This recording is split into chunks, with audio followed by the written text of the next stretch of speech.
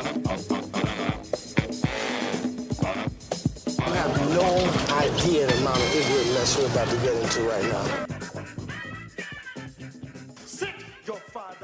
Hello, and welcome to a brand new episode of Black on Black Cinema. I'm your host, Jay. I'm here with my co-host, Micah. Hey. And Terrence. What's up? All right, guys, we're back. This is episode 106, The Brothers. This is the 2001... Romantic comedy. Is that what it is? Is that what it's supposed to be? It is. It was marketed as the male version of Waiting to Exhale. bitch, breathe. As it said in the movie. I didn't come up with that. So this film was written and directed by Gary Hardwick, who also has done films Deliver Us from Eva. You know, that movie is interesting. Yeah, what's her name is in there? I wanted to throw her in front of a bus. Gabrielle Union, isn't that right? Why would you throw her in front of a bus? Oh, she was awful. I couldn't stand that. She was the shrew that needed taming in that film. Yeah, and LL Cool J was the simp to do it. Yep. He was a simp in that movie. And then he did Hanging with Mr. Cooper, which I thoroughly enjoyed back in the day. Hanging with Mr. Cooper. What happened to that? Mark Curry? Yeah. Yeah, whatever happened to that guy? I think he's not dead yet, but he's got like Alzheimer's disease or something like that. Really? Yeah. Damn. Wow, that's really scary because he can be that old. He's gonna be in his 50s. Yeah, he's 50 something. Yeah. Wow, that's actually really sad. Fucked up. Yeah. Well, I was gonna say there hey, goes Mark, my joke. Yeah, I was like, hey, Mark Curry, do you ever want to do the podcast? I guess not. God damn, that's fucked up. Something like that. I forgot. I'm not making it up though. No, I believe you. You're not misremembering it? Misremembering? You're a fucking asshole, dude. I didn't even know what that joke is. I'm gonna leave. You didn't catch it? Really? Yeah, I'm gonna leave it alone. You're better off for it. That's fine. Because Micah's a fucking asshole. Ow, and I'm in pain, guys. Like, if you see me wincing, it's because I was doing pull-ups and tweaked something in my neck. Good. So, we're gonna try to make you laugh as fuck off. My neck too big for this shirt. See? You brought this on yourself. Damn it. It's 11 o'clock on a Saturday morning. So this movie is starring everybody's favorite D.B. Woodside clone, Morris Chestnut, D.L. Hughley, Bill Bellamy, and Shemar Moore as the quote-unquote brothers. Also starring Gabrielle Union, Tatiana Ali, Jennifer Lewis, Tamala Jones, and Clifton Powell. Everyone's favorite villain, Clifton Powell hasn't aged. No, he looks exactly the same. I was watching this movie. I'm like, yo, this nigga looks exactly the same. And this was 16 years ago. I just saw him in a movie that was released like last month. Exactly the same. He just got a little bit more gray in his hair. Yeah, it's ridiculous. No, he is a legitimate, perfect example of black don't cry. Yeah, because he's looked the same for the last 25 years. And he has been a piece of shit in every movie, including this one. But like, he has a slight redeeming quality. This might be the nicest version of a Clifton Powell character I've ever seen. Yeah. Every other one, I'm like, I want to stab you in the middle of the night. Like, I just do. You first see him, and it's like, oh, it's Clifton Powell. He's about to do something stupid. And then it's like, oh, well, okay, here's this French chick. And yeah, this isn't. Like, he's just a scumbag in every movie. And it's not him as a person, just he has been typecast as a piece of shit. Yeah. But he's really good at it. Yeah, so, and he's been in 7,000 movies. Yes. I would put his fucking resume up against Samuel L. Jackson's anything. I can't imagine they haven't been in the same amount of movies together. Hardest working man in Hollywood, secretly Clifton Powell. He's been in everything. His net worth over $48. He's been a lot of bullshit, dude. I hate to say it. All right, so it's true. Speaking of bullshit, right? Yeah. Look, I'll start. This movie is 2.5 out of 5. Like, it is right in the middle. I had to rewatch it. I don't hate it. I don't particularly love it. I think it is an interesting movie to watch 16 years later and hear like the bullshit relationship philosophies. And I'm like, as a married guy, a lot of this is a bunch of nonsense. I like to eat the last chicken wing, but grown ass man, I got a job. Right. That's how a man loves you. All right. We'll get to it.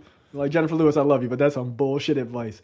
But it's kind of interesting to watch. That's why I kind of like romantic comedies, especially for age, to look back and you're just like, what? Like, but in 2001, people were like, that's some stone cold logic. Like, that shit is so so brilliant. Like, no, it's not brilliant. It's silly. But yeah, it's right in the middle for me. I enjoyed it. It's a fun movie. I like what you can tell is like D.L. Hughley has always been hilarious. Like even now, and the jokes are still corny by like today's standards, but in 2001 they were like, I don't know, not revolutionary, but they were like on point. Like I still chuckled because they're funny, and he's really good at delivering lines. So Bill Bellamy is still around, I guess. I remember when he was like hot shit for a while. Morris Chestnut is Morris Chestnut. And to that, he's not D.B. Woodside. And Shemar Moore is playing the classic light-skinned dude who always has something positive and uplifting to say. Except for when it's time to like actually get married. Weak ass nigga. Like everything, every line and you'll notice when you watch the movie, it's on Netflix, by the way. Every line is like, black women are the most perfect people on earth. Don't give up on black women because you're giving up on yourself. And it's like, the more you know. Like he never says anything, almost anything that's negative, ever. He's always like uber positive, and it's really annoying. It's like, yes, we get it. You have 6-pack abs. And much like all light-skinned dudes, he says one thing and then does another, and he's a fucking hypocrite. Yeah, that's true. Sorry. Like a little light skin shade there in the opening 5 minutes of the podcast. No, but like. Y'all okay. Some of you. Marcus is okay. Who? Marcus knows who he is. Oh, I don't know you, nigga. You know who he is. I know who he is. I'm not going to put his last name out there. But yeah, I think it's a 2.5. Terrence?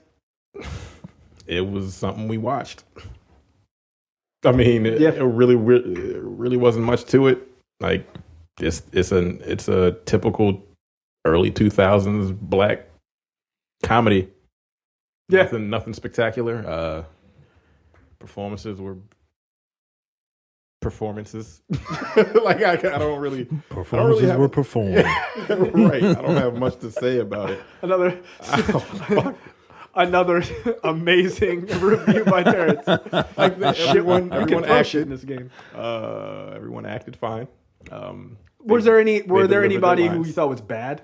I didn't think so. Really, no one was bad. I don't really find D.L. Hughley that funny. I think D.L. Hughley is a bit of a lazy comedian.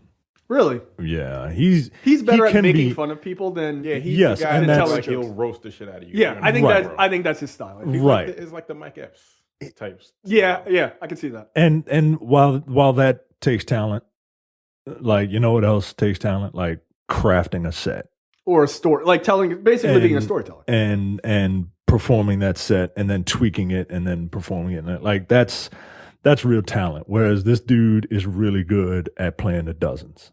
Yeah, he is. He's like I would not want to have to like go up against that guy. He would embarrass the shit out of me. No, you would be embarrassed. Yeah. Right. You would be embarrassed. But at the same time, like that's not exactly what I want. Like if I go see D.L. Hughley in a stand up, I remember like that first Kings of Comedy. I think he spent like the first 12 minutes just looking at the crowd to see who he could make fun of. Oh, and that shit was hilarious. It's kind of lazy though. No, I agree. I don't know that I would characterize it as lazy, but it's certainly not the type of comedy I prefer. Like I prefer like storytelling, like a Chris Rock or a Bill Burr or Dave Chappelle, stuff like that, where it's crafting, like you said, like you're crafting a whole thing. But yeah, no, I hear you.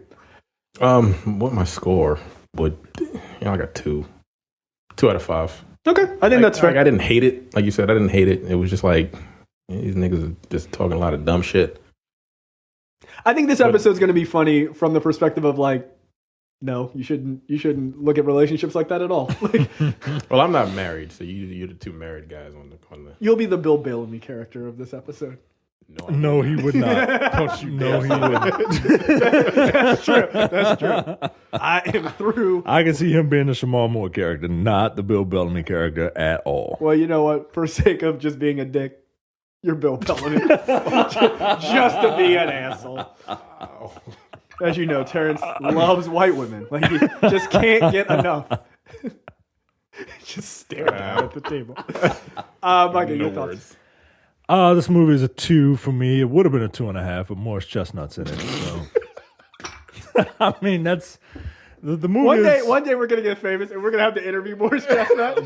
No, we are not gonna interview Oh no, Morris Chestnut. you'll be there. I'm just gonna have you sit right there and just don't say nothing. Just like look at the camera, like. Well, no, because then Morris Chestnut will make it all about him and then try to turn the interview around on us because that's what he does. You see, his character has nothing to do with these other two character storylines, but he inserts himself because he's the star of this movie and he has to be the one to resolve the situation for the light-skinned dude. Right, because he has to make it about him. Yeah, I don't know this for a fact. I would like to think that Shemar Moore nutted up and said, you know what, let me go ahead and take care of this business at the end of the movie. And then Shemar Moore went to the director and said, nah, man, I think I really need to do this. Oh, you mean Morris Chestnut. Morris Chestnut. Yeah. He went to the director and said, no, I think I need to be the one to save the day at the end of this movie because I'm in it. Your hate for Morris Chestnut is not only completely warranted, but incredibly over the top. Of all the actors for people to have like a personal vendetta about, Morris Chestnut is literally not on anyone else's side. I was like, yeah, shot in the back and fucking Boys in the Hood. That's my considered part of that movie. I mean, it is, and he didn't really pull it off that well to me. He just went down. Nah, he didn't go down fast enough. Like, all right. Fall, man. My biggest beef with Morris Chestnut is that his acting style is that he is better than I think he thinks he's better than what he is. I feel like do you know the whole and like idea? there's nothing like wrong with it. There's nothing like wrong with it. And I'll admit that maybe it's an irrational hatred. Maybe maybe a little bit. Maybe Slightly. Now, but do you know the whole the asshole theory that two people don't get along because they're extremely alike? Is it possible that you're more like Morris Chestnut than you like to think? no, because that you, Micah, and remember, we have 105 episodes and preview episodes to lean back on, that maybe you think that you're better than you truly are, and that you see those same qualities in Morris Chestnut. I don't think it. I know it. And I mean, look, man, like I just. You know what? Bill Bellamy, Morse Walnut. There it is. Let's just move on. Yeah, I'm slightly offended by that. The movie is That makes sense. The movie is not. It's a movie. It's not overtly offensive. No, I don't think so. It's rather harmless. It's not speaking to a generation with some of the themes and stuff. Some of the themes and messages I don't necessarily agree with. No, but it's fine. It's literally just something to watch. This is the black movie version of like Saturday folding laundry movie to have on the background. For a movie that kind of marketed itself as the male version of Waiting to Exhale, it certainly does not have the cultural impact of that was actually going to be my question. Like, did you think it lived up to that? Hell no. Do you think remembers this fucking movie? Exactly. That is also true. Do you think there is a male version of Waiting to Exhale? A black male version? I don't know that there is, and I don't think that there needs to be. No. Like that's some dude shit, right? Like that's some nigga ass shit, right? Like TLC will put out no scrubs, some other nigga will put out no chicken heads. Like all right, yo. Not everything needs to be matched 50-50. Yeah. Right. Like, not everything needs to be matched 50-50. And we talk to white people about this all the time. Like, this shit ain't for you. You don't need a white version of this. A white BET. Right. Like we don't need a male version. Black people? We don't need a male version of Waiting to Exhale. Because, quite frankly, dudes, for the most part, dudes have feelings, but they're usually in their dick. And as soon as they get some, then it's like, all right, whatever, I'm done. Yeah, I mean, the whole point of Waiting to Exhale is these four women who are dealing with how ridiculous dudes are and kind of finding their own way and everything else. there has been 1,000 movies of like guys play in the field and then they get it together. Like there's been 1,000 of those movies. Right. That's why you don't need it. Which is what this movie is. Right. Which probably didn't need to be made. Right. One could argue. It doesn't do anything different. Doesn't No. do anything It's different. just 4 black dudes. Yep. That's it. 4 brothers. I would have rather that we did 4 brothers. How about that? Yeah, but that's got too many white people in it. Wahlberg is in there. And so Yeah. is Terrence Howard. And then there's like a random white dude. So there's 3 white people in that movie. Is it? No, isn't? Oh. No, isn't the Andre fucking dude 3000 from in there. Tron? Tron, the second Tron movie is the Jeff like, Bridges? yes, Jeff Bridges is in Four Brothers. Is he? I don't know. No, he's not in Four Brothers, incidentally. No, the guy who plays the son. Is that Garrett Hudlin? He's the other brother, right? It's him. Mark I know it's 2 Wahlberg. black. I know it's 2 And then black people Is it and Tyrese? 2 white people. Yeah, Tyrese and I don't remember and the- Andre Tyrese 3000. and Andre 3000. Andre the black 3000. ones. Oh, the black Mark ones. Wahlberg and... And Mark the Garrett Wahlberg. Hudlin, I think, is the other white brother. You sure? I think it's him. Oh, whatever. I think he's too... Skinny Mark Wahlberg is the other Yeah. because they all look alike. I don't want to look it up because I don't care. But that actually, by the way, Four Brothers, it's not really a black movie, but I actually really enjoyed that I saw movie. that in the theater. I was actually surprised. enjoyed I was that surprised movie, how much I liked that. Yeah. I thought it was going to be. That's how much we garbage. don't really care about the brothers. We are about to get on a tangent about how 4 brothers. 2 of them are brothers. Yeah, exactly. Yeah, exactly. All right. All right. So let's go through this movie. The movie opens with Jackson Smith. I believe that's what's his face? That's Morris Chestnut. Morris Chestnut. I don't care for that as a first name. Jackson. Not as a first name. He's waking from a nightmare of him being shot by a bride. So he sees a therapist, and in every black movie, therapists are like fine, like 40, mid 40 something black Yeah. women. Yeah, I forget that actress's name, but she was in a number of these like, Black Renaissance movies. She was Yeah. in Coming to America. Yeah, that's right. That's her. right. Yeah, that's right. I cannot remember her name right now. No, bark like a dog. Okay, so is 2000? Vanessa Bell Calloway. Thank you. Is She's 60 and still fine. yeah, she is. I saw a picture of her recently. I was like, God damn, it's crazy. Is this movie? Do you put this movie in the same category as like all of those other black movies of like the Black Renaissance, right? Like all 4 of these guys are incredibly successful. Everybody is like making it. All the women in this movie are like making it. They all have like big fancy houses and all this other stuff. Like when we talk about and I would argue for our white listeners, like when we talk about like the Black Renaissance time for black movies, like in 2000s, this is what we're talking about. Not to the quality of this movie, but like black people were just like fucking balling. Like everybody was doing well. This is after the Clinton administration. Like this is like everybody got jobs and shit. Like everything is nice. Yeah. So it's actually kind of nice. One's Before like a lawyer. One's a one's a doctor. Chestnut is a doctor. One's a lawyer. The other, D.L. Hughley, is like a business guy of some sort, and then I don't know what the fuck Shemar Moore did. some sort of light skin. yeah, good-looking light-skinned guy was a well-paying job back in 2001. So that's what he did. But he worked in some sort of office too. So like nobody was like a garbage man or anything. Right. So I find that interesting. There was an interesting time when the economy was doing better.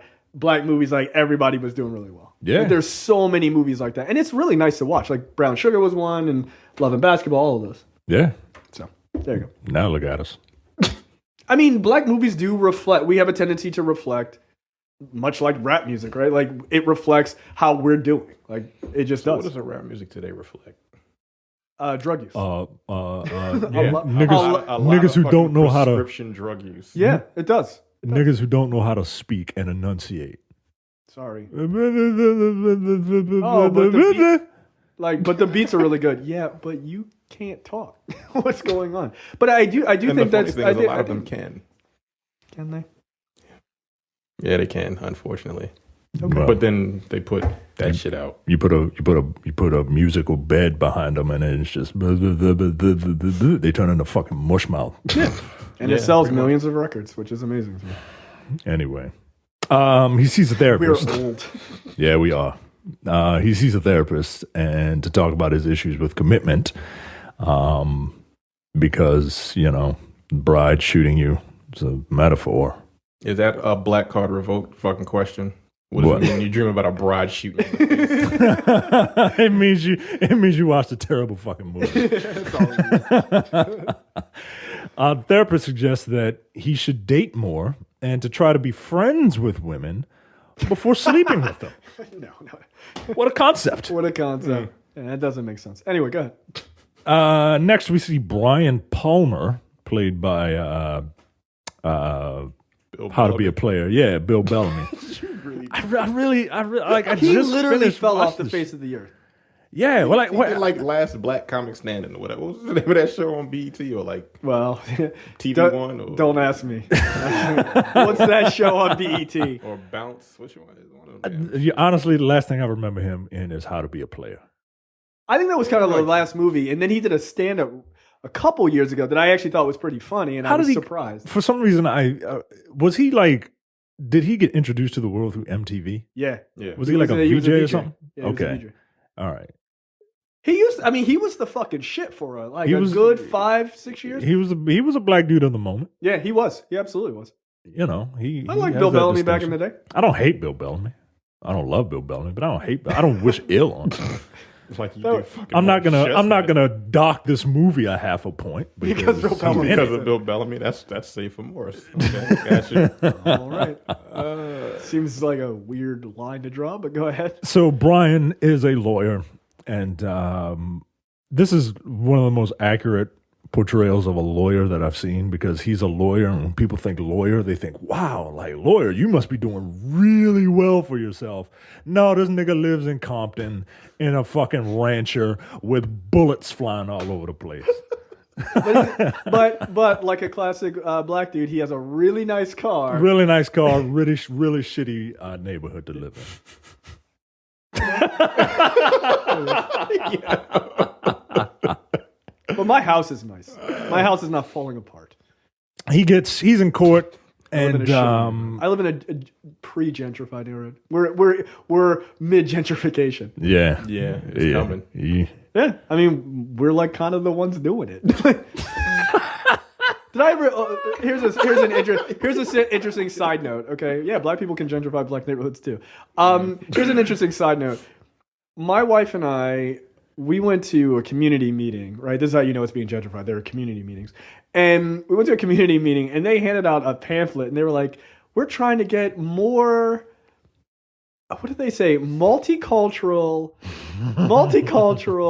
educated, mid-30s couples to move into the neighborhood. My wife and I read the pamphlet, and we were like, they're talking about us. Like, they were just like, what does Jay and his wife look like? Yeah, I'll just write that down. I was like, all right, well, yeah. I mean, it's true. Gentrifying the shit out of this. Trying to get these drug dealers out of here. Anyway, go ahead. They're like, this housing is cheap. So if any of you know any mid-30s interracial well-to-do couples, tell them to bring their friends along, please. Yeah. Housing is cheap. House is fucking 4 bedrooms. Get out of here. Tell them to bring their friends so that we can find a reason to evict their neighbors. And and for real. How much do the houses cost around here? Oh, you can buy one that's not like renovated. You buy a house around here for like $80,000. 80,000. God damn. Yo. That's not what we paid. We paid more than that. But. You can buy a fucking mansion 2 states down for that money. Yeah, pretty much. Yo, we live in a fucked up area, yo. Yeah. I wouldn't. But $80,000 is not a lot of money for a house. Do you think 80 is a lot? No. Oh, okay. I was like, wait, what? No. I'm saying $80,000. You can buy something real nice at. You can find a couple of them for like 55. Like a little down the block, a little bit, a little hood, a little bit more hood. Got a corner store. I don't know if I want to be. Yeah, no, you don't. That's why I'm on this end. I don't want to be somewhere where there's a store at the end of my block. Yes, I agree with you. Sorry. Like, no, I don't.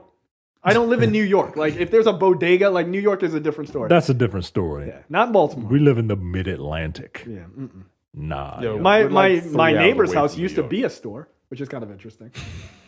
Yeah. What did they sell in that store?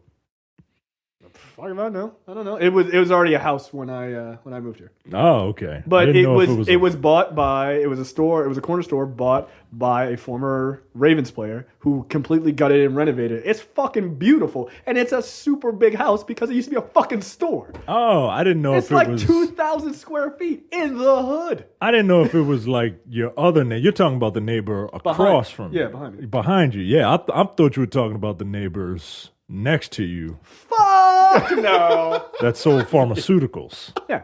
No, they still do that. They're still an active store. It's still Advil. Yeah, that's what they sell. Advil. Yeah.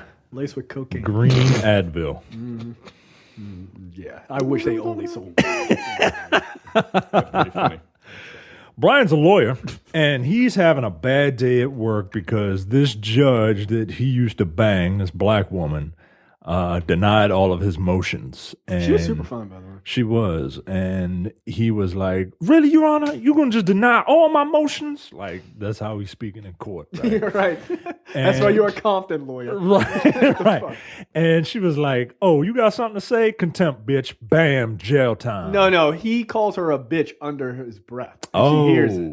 okay. He was like, well, bitch. I'm like, one, if you're going to say it in your mind, dog. Like, don't say Right. that shit out loud. right. You idiot. Dummy.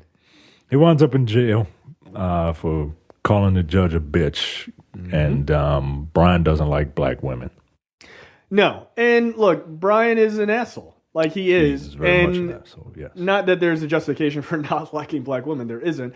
But we find this out more, his experience with, like, not being loved by the black woman that you should be loved by, your mother, is completely a part of the reason why he's like that. Which I guess is kind of a, like, message kind of thing. But it's a pretty shitty message, I would argue. It's a terrible message, and it's conveyed in a terrible way. I agree.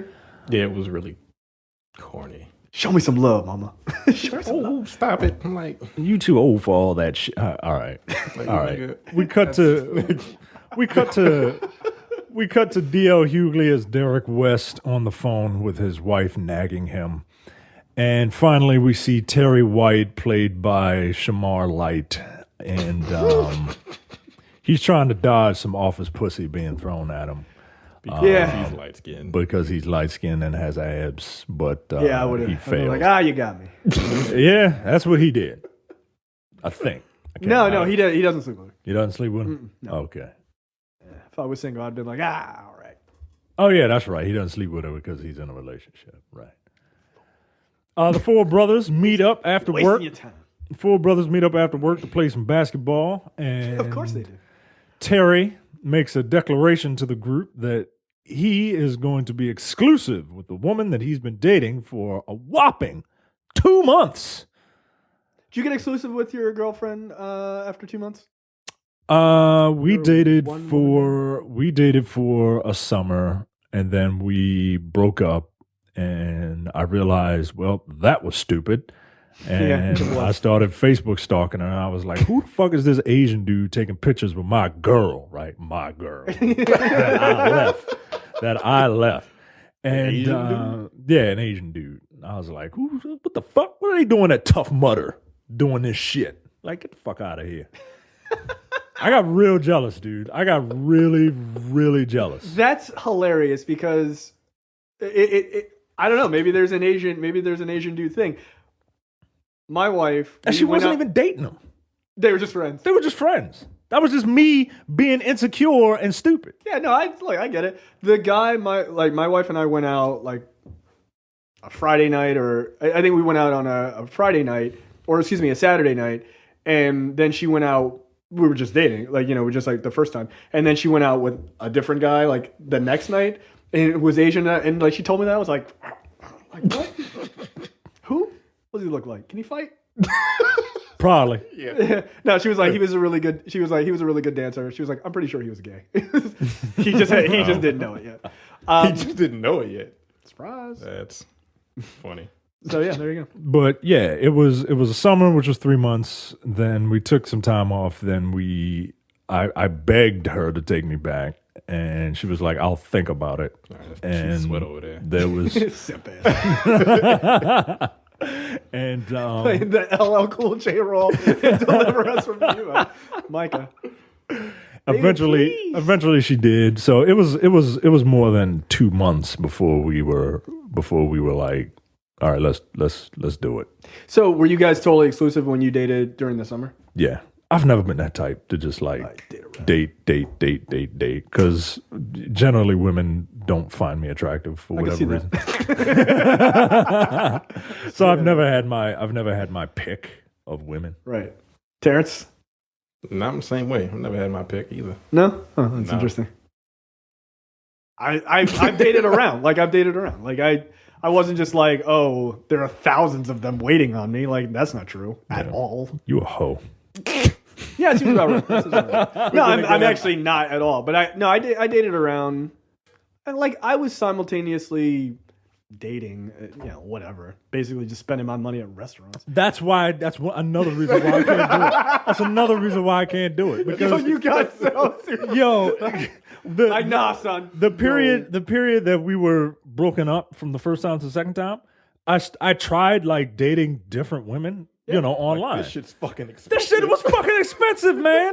And Jay told me, he was like, what are you doing? Like, don't go all out on a especially a first date. That apple-headed chick, I took her to a restaurant. This is why I knew this was going to be a good episode. I took her to a restaurant off of Boston Street. No. Exactly. And for those who are not in Baltimore, that is a very expensive area. And I took her to see Chris Tucker. On a first date? On a first date, because I was like, I'm going to really impress this chick. Yeah, it would be like, it would have been the only way you going to get Chris Tucker tickets. And look, Chris Tucker's not even that good anymore. Look, that costs more than zero. The only way you're getting Chris Tucker tickets if it's our first date after we've had sex. Get out of here. No, fuck no. It was like, what are you doing? And this other woman. I never understood that about you. I was like, why are you? Because I was trying to impress, right? Like, and look, such an idiot. And look, throw money at a problem. Like that's me. Like, get laid. This will make her like me. There was this other woman. I'll call her Flapjack. We went to this place out in. Glad I took that fucking Advil. We went to this place out in DC, and she was really cool. She was really nice and all. But again, it didn't work out. But we went to this like reggae festival, like because I wanted to try and impress, right? Because I didn't want to just do the coffee thing, right? Like, because I figure everybody just does the coffee thing. Yeah, you know why they do it, right? Because coffee's $5 goddamn. I get it now. Now that it don't matter. I'm trying to think, what's the most expensive? Don't do expensive first dates, man. No. Don't do expensive first dates. You gotta take these bitches to Roy Rock. No, I'm kidding. That's fucked up. That's terrible. Don't do that. Don't do that. No, you take it somewhere classy. No, the most like Hardee's. Yeah. Carl's Jr. Right? Hardee's. Oh, yeah, that exists out here, but it's like it's on the West Coast. Other states. Yeah. I'm trying to think of the most expensive first date. My wife and I we were like big foodies, so we went to a place that was like not super expensive, but really good. And when you say not super expensive, what do you mean? What do you mean? What do I mean? I mean $400 or $500? No, I'm kidding. I'm about to walk the fuck off this set. Like, just get the fuck out. No, where we went, I mean, I think the entrees were like $20. No, it was just like we were all like when we were talking on the phone, we were talking about like really liking restaurants like that are kind of like family owned, like old, like BYOB restaurants that the food is really good and stuff like that. And so she knew this Persian restaurant, so that's where we went. But it wasn't expensive, but. Yeah, that was probably the most expensive because we went to dinner and then after we like kind of closed that restaurant down and then we went to a wine bar and then like I think we drank a bottle of wine together. So like that was more expensive, but that's it. Not. How much was it? Total? It might have cost me $100, maybe. No, that's not so bad. Not bad. No, yeah. Normally. Sushi and a high five. You better get out of there. No, man. $100. $100 isn't bad. Yeah, it's not bad. No. How much was that date? What the Bill Bellamy date or whatever? Who did you go with? Like, Chris Tucker. Dinner at I think it was Langerman's. Yo.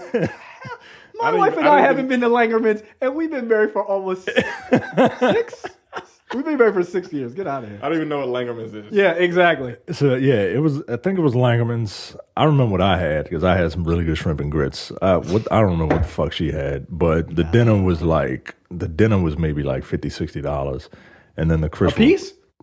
No, total. Oh, all right. Okay, That's that's not $50-$60 too total. terrible. That's not too terrible. But how much for them Chris Tucker the Chris Tucker tickets is what did it, and I Were can't they like remember how much they were. If you tell me you spent like $200 on those tickets, one, for Chris Tucker, two, what are you, insane? It wasn't 200, but the total date was probably maybe around 150.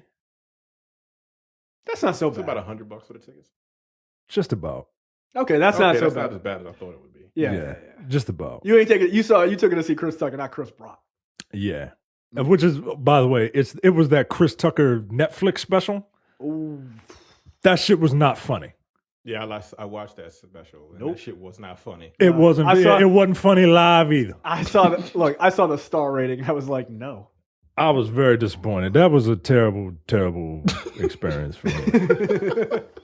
But not a terrible enough experience to do what Brian does. And he, after Light Skin McGee says he's gonna marry or be exclusive with his girl, Bill Bellamy's character says, "I'm through with black women. I ain't dating black women anymore." And we have a clip of Bill Bellamy saying such a thing. Changing, Terry. I'm changing too. It's about time. As of right now, I'm through with sisters. Oh, here we go again. Come on, it's a broken record, I'm serious this time, man. I mean, you know Carla, right? The judge. She locked me up because she's an evil, bitter black woman. Okay, Brian, did you forget that you had sex with her, you dumped her, and then you called her a bitch in the courtroom? Did you forget that? So what's your damn point, man? That maybe she had a few other reasons to do what she did. The boy's ignorant. No. All the sisters I deal with bring me drama. No matter what you do, it ain't good enough for them. I'm tired of the fake hair.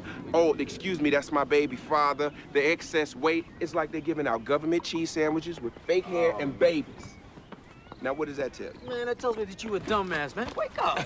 You give up on sisters, you giving up on yourself. Word. What? Thank you. Hold up. I think Brian may have a point. Whoa, Thank whoa. you. Jay, come on, Jack. A woman's color doesn't matter. It's what's inside that counts. See? Now, did your wife tell you that before or after she unscrewed your dick and put it in her purse? Don't listen to him, D. Don't listen to him.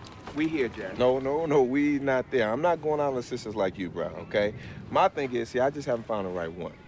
Just gotta look harder, you know? See? Now I can dig What that. I'm saying, though, fellas, let's keep it real. We're single black professional men. We're the cream of the crop, right? Now I got to keep it real for you, Brian. We are the cream of the crop. You the black sticky shit on the bottom of the barrel. My point is, fellas, that we deserve the best. And right now, sisters ain't up to the job. Oh, no, see, you're wrong. That's why when I met Sheila, I just snapped her right up. That and she got pregnant on your ass. No, That is true, D. That's it didn't true. have nothing to do with that. We were gonna get married anyway because we were in love.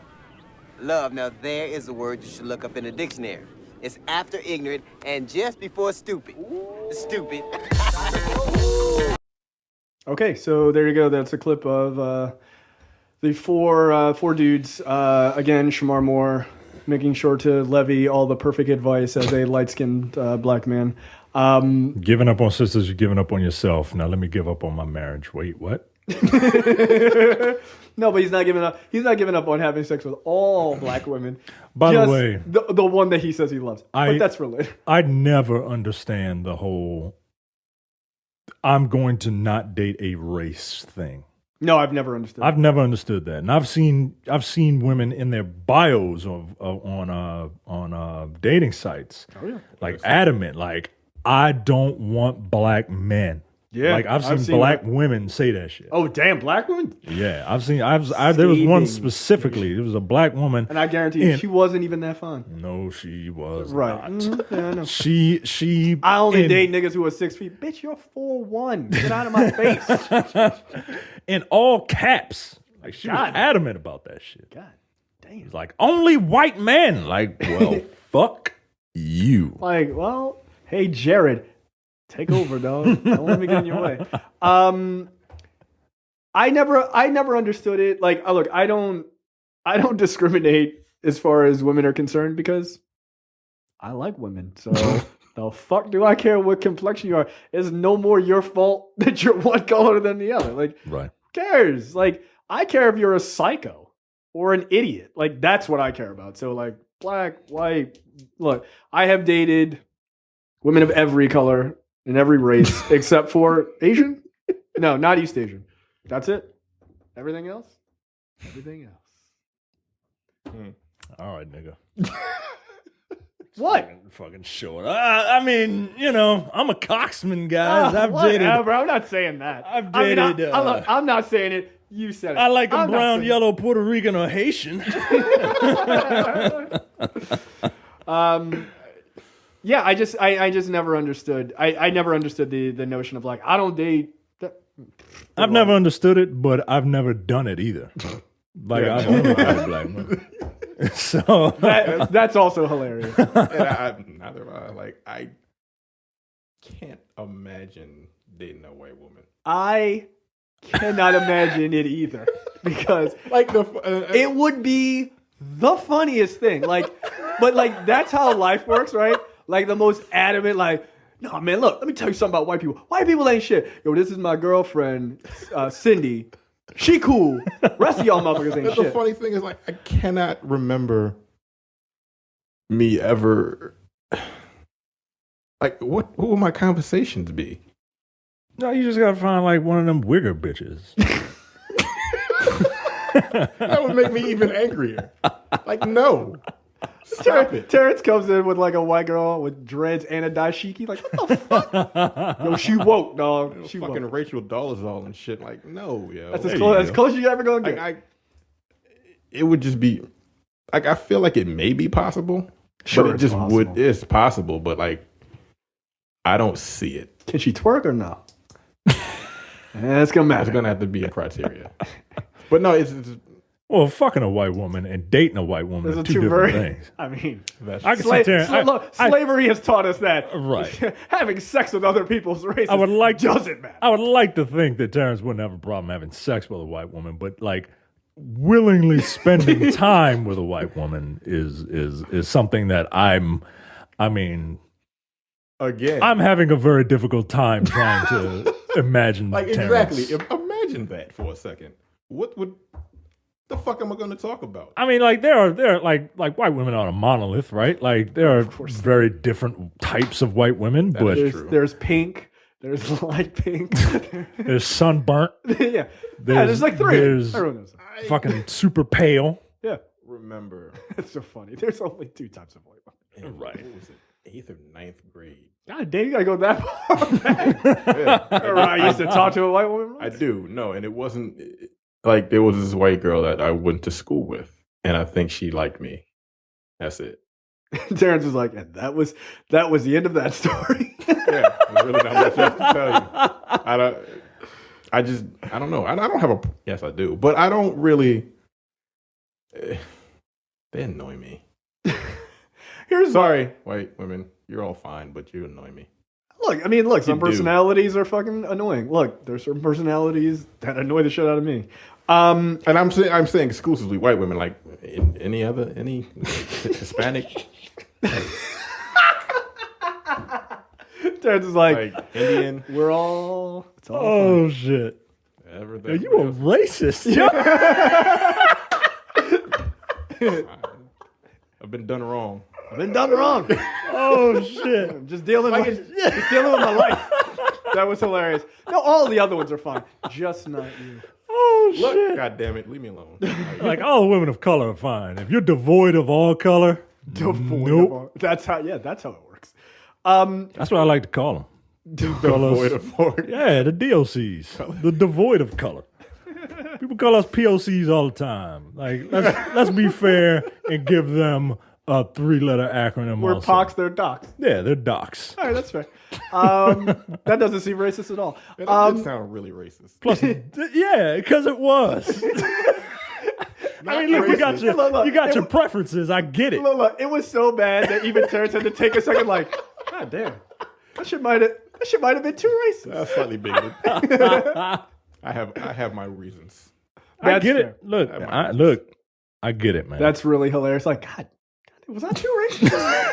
I think I showed you guys that meme. I'm sitting here like I can't. It was like it was a picture of Nicki Minaj, Yeah. and it's like I'm sitting here, I'm talking about black love, and my soulmate is probably gonna be a white woman. Some stupid shit like that. You never know, man. You never know. I mean, look, I didn't. For 36 years, goddamn. I've been looking in the wrong places. I should have been at fucking Trader Joe's. I was at ShopRite. I was at Super Fresh. Trying to find these ShopRite. You know where black people are. All these. What was it? Stop, shop, and save. Trying to find these black chicks. Yeah, I just. Yeah, for me, I just never cared. Just never cared. Like I don't. Again, like I guess people assume just because my wife is not black, like I've only exclusively dated non-black women. Not true at all. For a long time, I mean, yeah, I remember that one shit. Yeah, I call her the fucking diva because she was. But yeah, it didn't turn you off of black women. Well, maybe it did. But. No, it didn't. Try to go take a look at who I follow on Instagram. No, it didn't. No, it did not. All right. Black, I don't give a fuck. You fine. You fine. That's all matters to me. Apparently, that's not how Terrence feels, but whatever. The brothers. I mean, hey, brothers you look fine. I don't want to fucking talk to you. Just sit there and look pretty. That's fucked up, also. Entertain me, white people. The brothers are at a club. While at the club, Brian meets a black woman. He was kind of urged by his boys to be like, "No, go talk to her, man. She don't give up on go sisters. talk to her. Don't give up on sisters." So he meets this black woman. Finds out that she has a bunch of kids. And he asks her. And a really wackadoo name too. Yeah. But it was or some shit like that. He was like, what? Right. He was like, "Oh, hey, I'm Brian." I mean, and look, like there's a whole like name thing. Like, there's nothing wrong if you have an ethnic sounding name. No, there isn't anything certainly wrong with isn't. it. Look, the's ethnic sounding, and then there's just hood. Right. Like, and then there's just like 3 or 4 syllables just kind of thrown together. Look, Brian's an asshole. There are some parts of Brian I'm like, maybe I kind of understand it. Like, look, if your name is like Alizé or Lexus, no. That's fucked up. I know it's fucked up, and I stand by that. No, don't name your kids after liquor or cars. I'm sorry. That's not her fault. Yeah, that's not her fault. No, it's not. It's her parents' fault. Yeah, okay.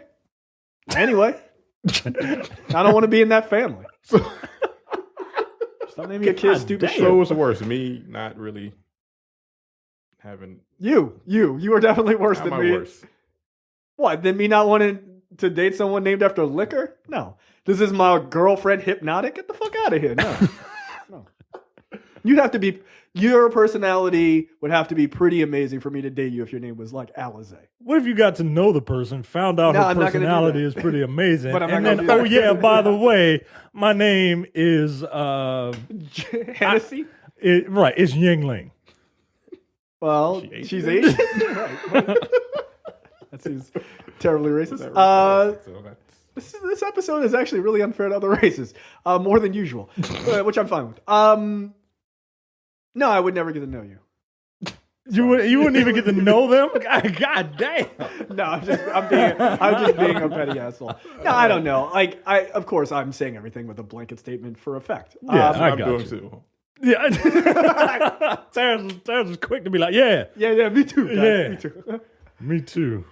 Again, I've never tried it. You know, how do you know if you like it until you tried it? That's true. Yeah, but you old and black now. Like, you ain't trying nothing new. Ways. You set. I'm setting my ways. I'm 36.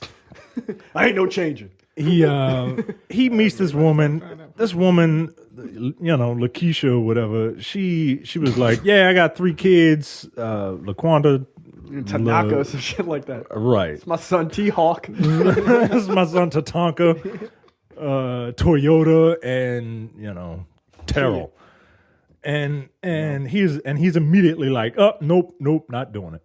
I'm not dating. I mean, look, that was one of my things when I was dating. I'm not dating people with kids.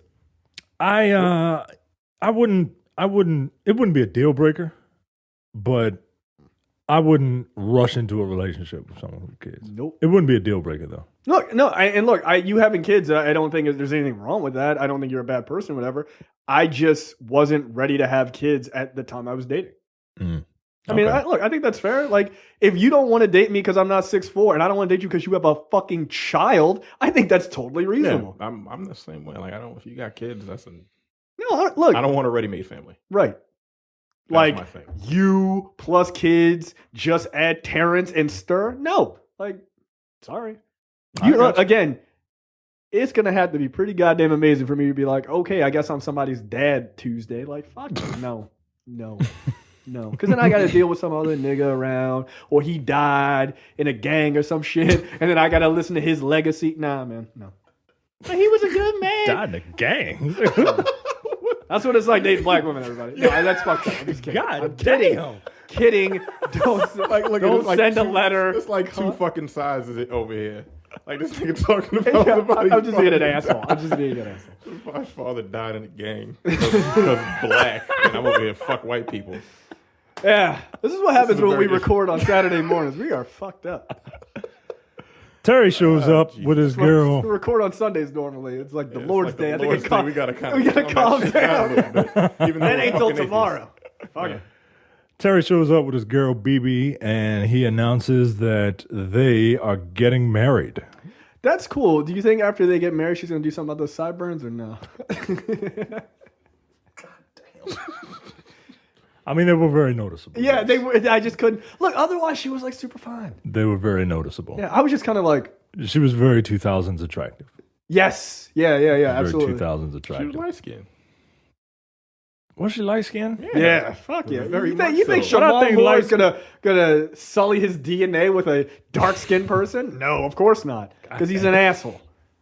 You have to stick together. Brian is disgusted at the fact that someone else is getting married. What the fuck kind of nonsense is this that? scene actually really kind of pissed me off because like they were three really shitty friends to him. Yeah. Like they really were. They're like, there goes my buzz. I'd be like, nigga, do you want me to knock you out in this fucking bar? Like, right. Are you serious? Like, I can't imagine when you told me you were like, hey, you know, me and my fiance, or you know, me and my girlfriend, we got engaged. Me being like, really, nigga? You just gonna break up the team? You just gonna break up black on black cinema and shit? Like, what? Man, what kind of shit is that, dude? It's fucked up, man. Yo, if you responded when I told you I bought the ring for my wife, like, oh, we're gonna get engaged. If you were like, damn, dog, I thought we had a pack, I'd be like, I think I would legitimately be fucking pissed. Like, you gotta high five me, nigga. Like, I'd be mad. Dude. I would be pissed. I mean, that might be grounds for dismissal of the friendship. Yeah, no, I think it would be actually. Yeah, I think it would be. Like, and she's like, she gets in Bill Bellamy's face, and she's like, I know we haven't gotten along. I'm like, how did you make it to this point? How did you? That shit was offensive to me, dude. No, we have a unique situation here. How did you respond when I told you that I was proposing to my first fiance? Because you didn't really, ironic. Yeah, you didn't really care for. No, I did not. For her. No. Proceed. I faked it. I do what a friend does. I fake it, and then I slowly undercut your relationship behind your back. No, I'm kidding. I didn't. It's like, oh man, congratulations. Are you really sure this is what you want to do? I did. Now, I did add that is a thing that I think friends are supposed to do. Yeah. I think your best man is supposed to do that. Day of your wedding, you go to him like, look. We can leave right now. Yeah, we can leave right now. Like, and look, I think you should ask that thing. Like, and you asked the same thing of me. Like, you cool? Yeah. All right. Yeah. Did the hand test? You steady? You steady? All right. Like, look, I got bad nerves. I'm all right though. I'm like, I'm fine. No, but like, I think that's a thing. Like, I think you should always, if you're the best man, I think you should always ask, like, you're not going through with this just because everybody's here and it's expensive and all this other shit. Like, because look, don't get married if you don't want to get married. Right. Like, look, I get it. Shit's expensive, but look, you know what's more expensive? A divorce. Right. Way more expensive. Just emotionally more taxing. But other than that, no, I lied. I was like, yeah, this is great. This is awesome. I love her. She's going to make a fine person in your life. I think she's a really great influence and definitely not soul-sucking and making you into this sad simp-ass nigga that I didn't grow up with. No, she's great.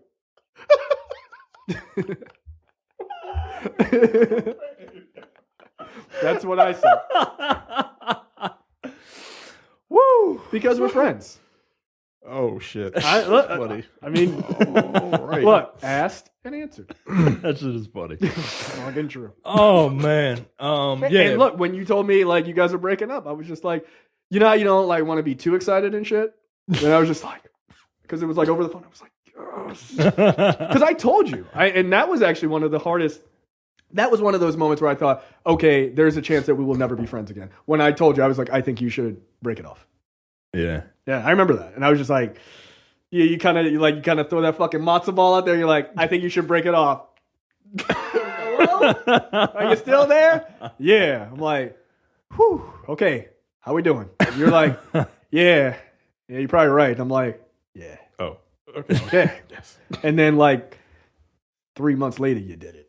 Well, you know. Well, technically, he didn't do it, right? Yeah. Yeah, did it technically, for you. I didn't do it. She did it for me in a fucked up way that she apologized for eventually. Well, I mean, But I still. called her as well, and I was like, you should break up with him. I didn't do it. She called you, didn't she? She called me after she did it, and she was like, I just wanted to check on him. I'm like, bitch, what the fuck are you calling me for? He's fine. We at the strip club. Calm down. Oh man. Look out for your friends, man. Yeah, for real. Like if you could take any message from this episode, male or female, is just to be a good friend. Yeah. And lie to them when you first Know when to lie and know when to give some hard truths. Yeah, that's true. Because goddamn. I believe it was stop talking to that bitch for 3 months and see how it works out. And then suddenly you Yep, got back and with then you got back with your now wife. Yep. Expert advice. Look, Brian. Oh, by the way, when I said stop talking to that bitch, I wasn't talking about his now wife. I was talking about his ex. Yeah, just so somebody doesn't write a letter to her and our fucking fan group like, you know what he said? Like, calm down. I've always liked your wife. Yeah, Brian is disgusted, and the other brothers are like, well, okay, and fucked up. Brian does that shit in front of Bebe or BB or whatever her name is, and she was like, nigga, I will fucking shoot you. I teach a marksmanship class, and I know how to shoot a gun. This is me laying the seed for something later on in the movie, and I believe this is called foreshadowing. And she shuts him down. Terry says that he feels that it's time to settle down since he's almost 29. This nigga was 37 when this movie came out. I looked that shit up. I was like, no, you're not.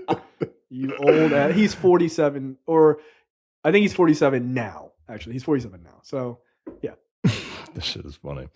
The rest of the brothers think that he's rushing into it, but they ultimately wish him well. Next up, Jackson meets a freelance photographer named Denise, played by Gabrielle Union, not playing like a angry shrill of a woman. Gabrielle Union, and I will say this about very few women in general, and I will say this about even less in Hollywood. Gabrielle Union, not in this scene, but in other scenes, is literally a breathtaking woman. Like, she is incredibly attractive. She like, stay fine. Yeah, like, it is amazing how attractive she is. Yeah. Like, in this one, I was like, God damn. Like, I remember the first, I don't know if it was this movie or there was some other movie I saw her in the first time. I was like, what the fuck? Like, it was baffling to me how attractive she was. And there are very few women like that in Hollywood. I'm just like, because, you know, most people in Hollywood kind of all look alike. Yeah. Like, there's like, oh, this style is popular. Everyone looks like Kim Kardashian now or some shit like that. Right. But, like, she has a unique look. I always appreciated that she was dark-skinned and got these great roles and stuff like that. Yeah, it's nice to see. She's fucking beautiful, man. She's fucking fine, man. See? And apparently she's like a down-ass chick, too. Yeah. Like, from every report that I've heard or read, like, she's just cool. She's down with her husband cheating on her and having a baby with somebody else. Isn't that right? Didn't she marry that basketball player? She married Dwayne Wade. Yeah, didn't he cheat on her? No, he cheat on his girlfriend or wife with her. I thought he also cheated on her, too. Did he eventually do that? I think so. Know. I don't know. I can't. I mean, he's a basketball player. They're all whores. Yeah. Yeah. That's it. Pretty much. All right. So Carmelo Anthony. So Morris Chestnut and or Jackson and Denise get to know each other for about a minute, and then they start fucking because, I mean, it's Gabrielle Union. Like, what are you gonna do? Yeah. Like, if she's like, let's go, I'm going. Yeah. Look, this scene of them meeting is utterly ridiculous because she's like, oh, so what do you do? He's like, I'm a doctor. Like, all right. I'm a doctor. With his man sandals on. What are you doing? Oh, I'm just cradling this child and giving it to someone to show that I'm a father figure and I'm a provider and I'm a doctor and I'm just the perfect man. You see? And I think fuck you, nigga. No, you're not. Like, you're not. Yo. I think that's, if anything, that is my like forever issue with Morris Chestnut is that his characters are always, well, one, they're always one note, but they're always I'm a perfect guy. Right. Character, which to is the point where you literally put yourself in a movie called The Perfect Guy. Oh yeah, he wasn't that. Right? Yeah, Yeah. And then you died. Good. Yeah, when he said that, she called him out, and I was like, "The fuck am I supposed to be impressed?" That's basically what she said. She was like, "Okay, Yeah. Right. Yeah, she called him straight out on that shit. So no, I was just saying, I'm just saying, I'm a doctor. Like, that's a DC nigga thing to do, by the way. Is that right? Talk up your yeah. profession. Oh yeah, because everybody works for the fucking government. Because everybody works for the government in DC, and successful black dudes have the Brian mentality of because there's more. Because there's more women. Right, and like, hey, I'm the pick of the litter because I am this and I am that, and like on the one hand, yeah, it's good to have self-esteem and you're doing what you're supposed to be doing and all that shit, but on the other hand, like, women can get dick from anybody. Literally. Like, anybody that they want. You ain't the pick of the litter, nigga. Yeah. You not. I don't know why I've seen a number of things about this lately, like, oh, men choose women. No, they don't. Women choose men. Well, women choose men. Women choose men. Confident women choose men. Yeah, I mean, I guess that's confident on either side. But I've always said women choose men because men are just like, we're just standing there, just a row of men with our dicks out, like, we'll do it, we will do it to you, like we will do it, and they go, you, yeah, good, like even playing field, like financially wise, yeah, women are picking men. Yeah, they do, just straight up, like, because they don't fucking need you. Yeah. They literally do not. Yeah. There are more, especially black women, like there are more of them in college than there are us in college. Like, right. No. Don't even need us to have a fucking baby anymore, yo. You can go to the hospital and be like, just buy one. Let's see, this sperm donor is 6'8" and fucking super athletic and smart. Yeah, I'll take him. It is what it is. It is what it is. But does that even matter? It's sperm. I don't think sperm DNA. picks up those DNA. traits. Yeah. Like certain traits. Yeah, sure. Absolutely. I know. We know a woman who did that. Mm-hmm. Yeah, we do. Yeah, we know a woman who did that. Just went through a catalog and just like, bam. Impregnated. How long ago was that? 10 plus years ago? Yeah, because her daughter's like 10 or 11. 10 or 11. Yeah. And it fucking worked because her daughter is like this athlete and super smart and all that shit. I'm like, well, all right then. Yeah. She was like, his sisters are doing it for themselves. Yep. Literally. Cut to Terry and Bebe or BB or whatever the fuck her name is. They're in bed talking about the wedding and her gun for some strange reason. Derek is at home with his wife Sheila, and we get to the funniest part of the movie. She talks about Terry and him she talks about Terry and how Terry's not really the husband type. And Derek has something else on his mind. Derek wants some head. Derek wants his dick sucked. Derek wants fellatio. Derek wants a blowjob. Derek wants to insert his penis into his wife's mouth.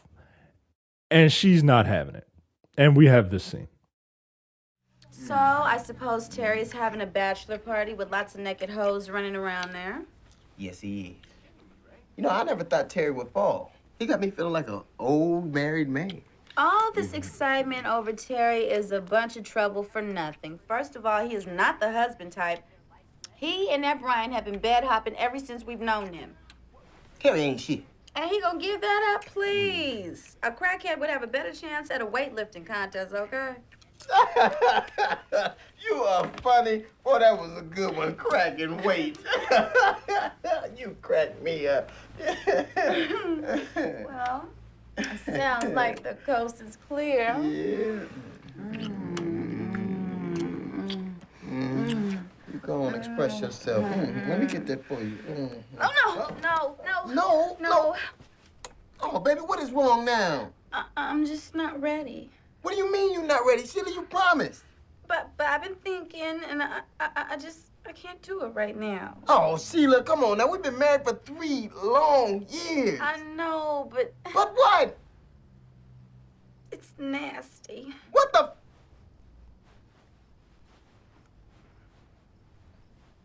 You know... I'm gonna calm down. Come on now. Come here. Oh, yes, I know. You all tense and everything. Look at... Relax. Relax. Relax your jaws, too. Relax. Yes. Yes, see? Speaking to the mic. There, you see? No. Oh, damn it! You got me hard as Chinese arithmetic in here, and you bullshitting. Derek, That's some bullshit. Derek, why did you come in here? What do you do? Why are you drinking at this hour? Because I am a grown man, and I cannot get head from my own wife. Why don't you just go into our daughter's room and yell it to her? Look, Sheila, we have talked about this. We went to the counselor. We bought the books. You said you were ready. I know, but I was eating a banana earlier today and I gagged on it. Just don't gag on my banana. We can get this show on the road. Derek, honey, I can't. Now, see, I do it to you. But I don't ask you to. You do not stop me either. Okay, well, fine. You don't have to do it anymore. See, that's the difference between you and me, Sheila. See, I don't mind doing it. I even like it. So if I had a dick, would you suck it? What kind of question is that? You ain't no man and I ain't no woman. Just answer the question. If I had a dick, would you suck it? Yes, I would suck your dick wearing a Viking hat and a Little League chest protector. Derek, baby, I paid come my here. dues. Baby, No, Derek, honey, please, just... All my life, I was taught that good girls just don't do that. My mother used to tell me if I did that, I would get cancer. I am dealing with some serious psychological barriers here. Your mama? Girl, your mama sucks so much dick she walk around on her knees. Mother is a saint. She must be Saint Suck a Dick. Yo mama is senile. See, my mama got an excuse. Your mama fucked up for no reason. You hit me with that pillow again. What, you gonna hit me? Go ahead, beat me. Ike, beat me. I'm going to go watch television. I don't want to talk about this anymore. All right, well, have a banana. Hell, get freaky with a peach for all I care. Derek, we have a daughter. Are you going to advise her to go down on her boyfriend? Yes, I am. Right after I tell her that sucking dick don't cause cancer. Nasty! No! Thing! Oh! Suck my dick! Suck my dick! Suck my dick! Suck my dick! It's good for your skin. Okay, there you go. So easily the most hilarious clip of the movie. Shit is funny, man. Like, he delivers those lines pretty well, I have to say. He does. And there's a couple of outtakes at the end of the movie where, like, they clearly ad-libbed a decent amount of that. Yeah. Just like the different things he would wear if he had to suck her dick, which was just fucking hilarious. A Viking helmet and a Little League chest protector. That's just funny. Is that a deal breaker? What? Blowjobs? Yeah. I mean, we need to be sexually compatible. I would just argue that. Like, yeah, I would like to think that my love for my wife extends beyond fellatio. Well, not a deal breaker, but like, yeah, would well, you be of like, course. Really? I wouldn't be pleased about it. Yeah, that's what look. Would I be happy about it? No, I wouldn't be happy about it. Not happy, but it's kind of like, really? You know? Look, here's the thing. Like, in this, like, there is a larger issue here, right? Like, this idea, because they play it up because the very next scene is Bill Bellamy's character with a white chick. Yeah. Right? Which I didn't notice at first, but I have to imagine that was on purpose, because there's a whole idea of, like, white women are allowed to be sexually more adventurous women of color, because if you're a woman of color, especially black women, then you're seen as a whore or all this shit. And women get that shit anyway if they're sexually adventurous. But white women certainly get more of a pass. You can like blow 9 dudes in a fucking party in college, and they're just like, it seems about right, which is fucked up. But like her, like, oh, this is nasty or whatever, like. That's fucked up, man. Like, don't tell your kid shit like that.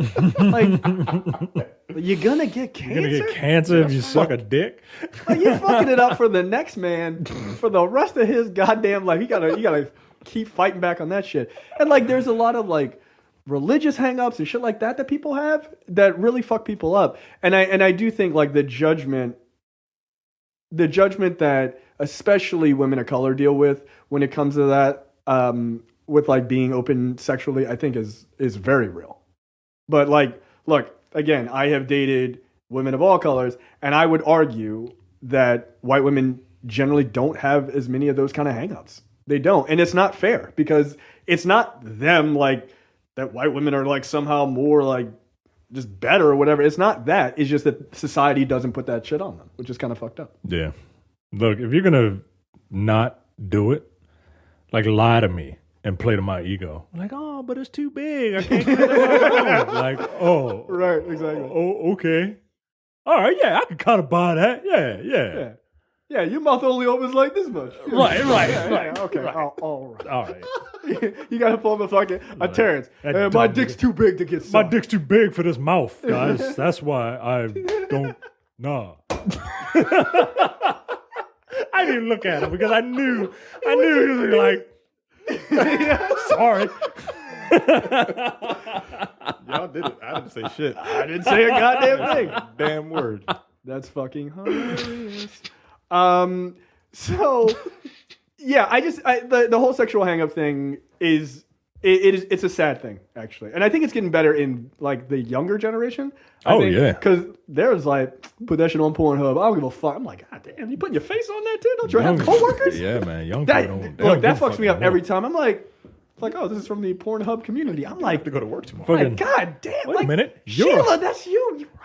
You're a verified amateur. Yeah, that's almost a professional. Right, almost a professional. That's all a professional is, by the way. It's a verified amateur. You just only have sex with your boyfriend or husband. That's it. No, you almost there. Oh, I just find it. I actually find it very sad. I really do. But it's pretty fucking. But you're right. The younger generation is.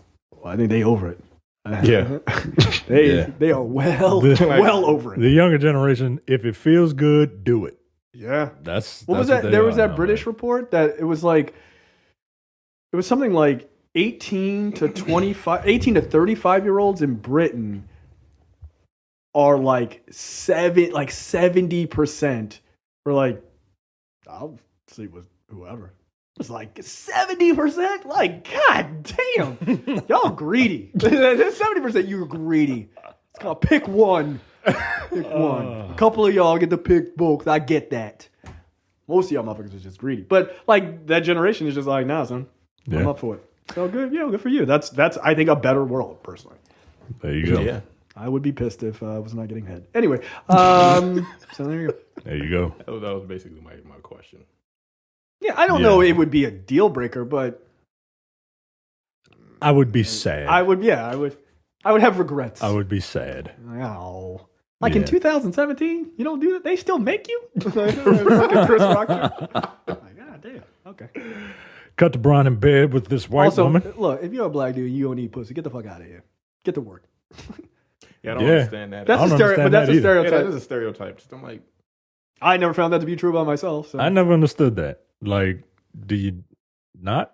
I don't know. I've never understood it. So you want something, you gotta give. Yeah, you gotta spend money to make money. Give and take, man. Yeah, there you go. Is there like no foreplay? Like, what is the? Some people don't. They're just like, just let's get to work. Because I gotta get to work. Like, look, sometimes you don't have time for that. But most times, trying to spread out the love a little bit. Yeah, man. Like, you motherfuckers will heat up your car in the winter time. But you won't heat up your woman. Like, get the fuck out of here, yo. You gotta heat up the engine before you fucking drive it, right? Right. Like, I don't. That's hilarious. You motherfuckers will heat up your car first. That's funny. That's a good analogy. It's very strange to me. I don't know. Cut to Brian in bed with blonde hair, blue eyed booty call, and Not a bad looking woman. and she is. Dexter. Yeah, that's where she's from. I couldn't remember. I couldn't put. Oh shit! That's Dexter. That's Rita. Yeah. Oh, what happens to Rita later on is just terrible. Fucking, On Dexter. Yeah. yeah. John Lithgow kills Rita, man. Damn. Spoiler alert for 2009. That was fucked up. I was like shocked as shit on that episode. Yeah.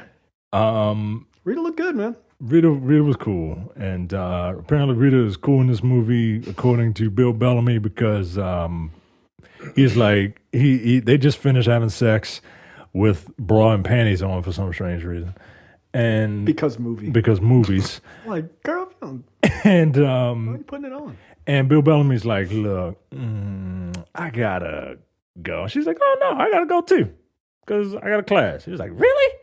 Oh, that's cool. That's cool. I'm kind of hungry. And she's like, oh, you want to make you a sandwich? It's like, you would do that for me, white woman? and she's like, See, yeah. that's how they trap you. That's how they steal black men away. Right. Making sandwiches in their bra and panties. She basically does whatever he wants really without question. And he's like, yeah, that's what I'm talking about. A slave I can fuck. Right, like, and that's basically, yeah, I get it. But like, I like, they're playing up this stereotype that white women are more docile than black women, and like, I fucking hate that stereotype. It's ridiculous because it is not fucking true. It absolutely is not true. Some women are more docile than other women, but racially speaking, no. And that would imply that all black women are fucking angry, which is ridiculous too. Which is actually a stereotype I hate even more. Yeah. Yeah, so no. Jackson and Denise, who have apparently spent all day fucking, because the next time we see them, the first time we see them, they were fucking. And then the next time we see them, they're still in bed. I assume from that same session. Yeah, and yet she still hasn't done anything about these sideburns. I found that amazing. No.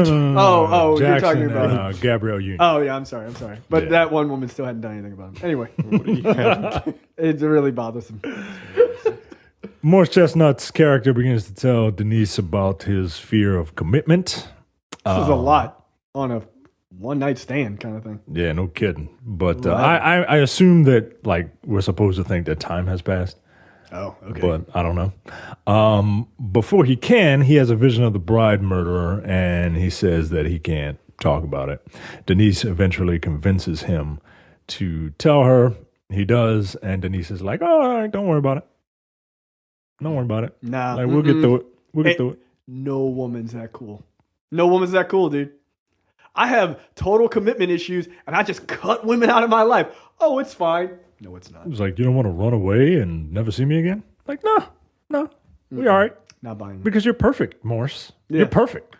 Anyone would be lucky to be with you, Morris. Right. Nah, not buying it. Fuck Most off. of them be like, yeah, that's cool. Mm-hmm. All right.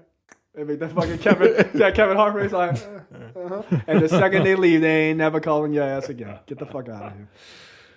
Jackson takes Denise to his sister's. Is that true? You really believe that's true? Oh, I believe I have had purely sexual relationships with women and been open and honest about it, and that's fine. But I don't say I just cut women out of my life and I don't want to commit. You don't go into all your deep, dark, fucked up male bullshit and be like, is that cool? Like, I love fucking random bitches all the time. We cool? Like, no, what? Like, come on. No. You might be like, I'm not looking to be in a relationship. I just want to kind of have fun. Totally fine. That works. But you can't just be like, I'm fucked up. I am fucked up. And they'd be like, yeah. Like, now that I've been inside you, just know that don't get used to it, because I'm going to drop you like a bad habit. Right. Like, who says and I'm that? never going to see you again. Yeah. And she's like, oh, well, I'm cool with a man with a hard dick, so let's do this. Like, come on, dog. I mean, right. It's just not believable in terms of like real relationships. Like human interaction. Right. She'd be like, oh, okay. And yeah, she might have sex with you again right then, but she's not going to call you again, dude. She's probably not. Unless, I guess, you're Morris Chestnut and you're perfect. Or you're Terrence. Because that's why he's laughing over. He's like, that's what I tell these bitches. That's right. You didn't say it, so I'm gonna fill in the blank. Speak up, motherfucker. I didn't say that. No, I just wanted to know why you thought that. Mm-hmm. What the fuck? Just fucking. This is just an honest question. Yeah, no, I don't believe it. Anyway, Jackson takes Denise to his sister Tatiana Ali's graduation party. She meets the family. Yeah, thank you. Yeah, she is. That was like that post Fresh Prince time, I think, right? Like, yeah, she's older than us. She's fine. She's older than us? I believe so. I think that's probably true. Or just as old as we are. No, she has been fine for a very long time. Yes. Yeah.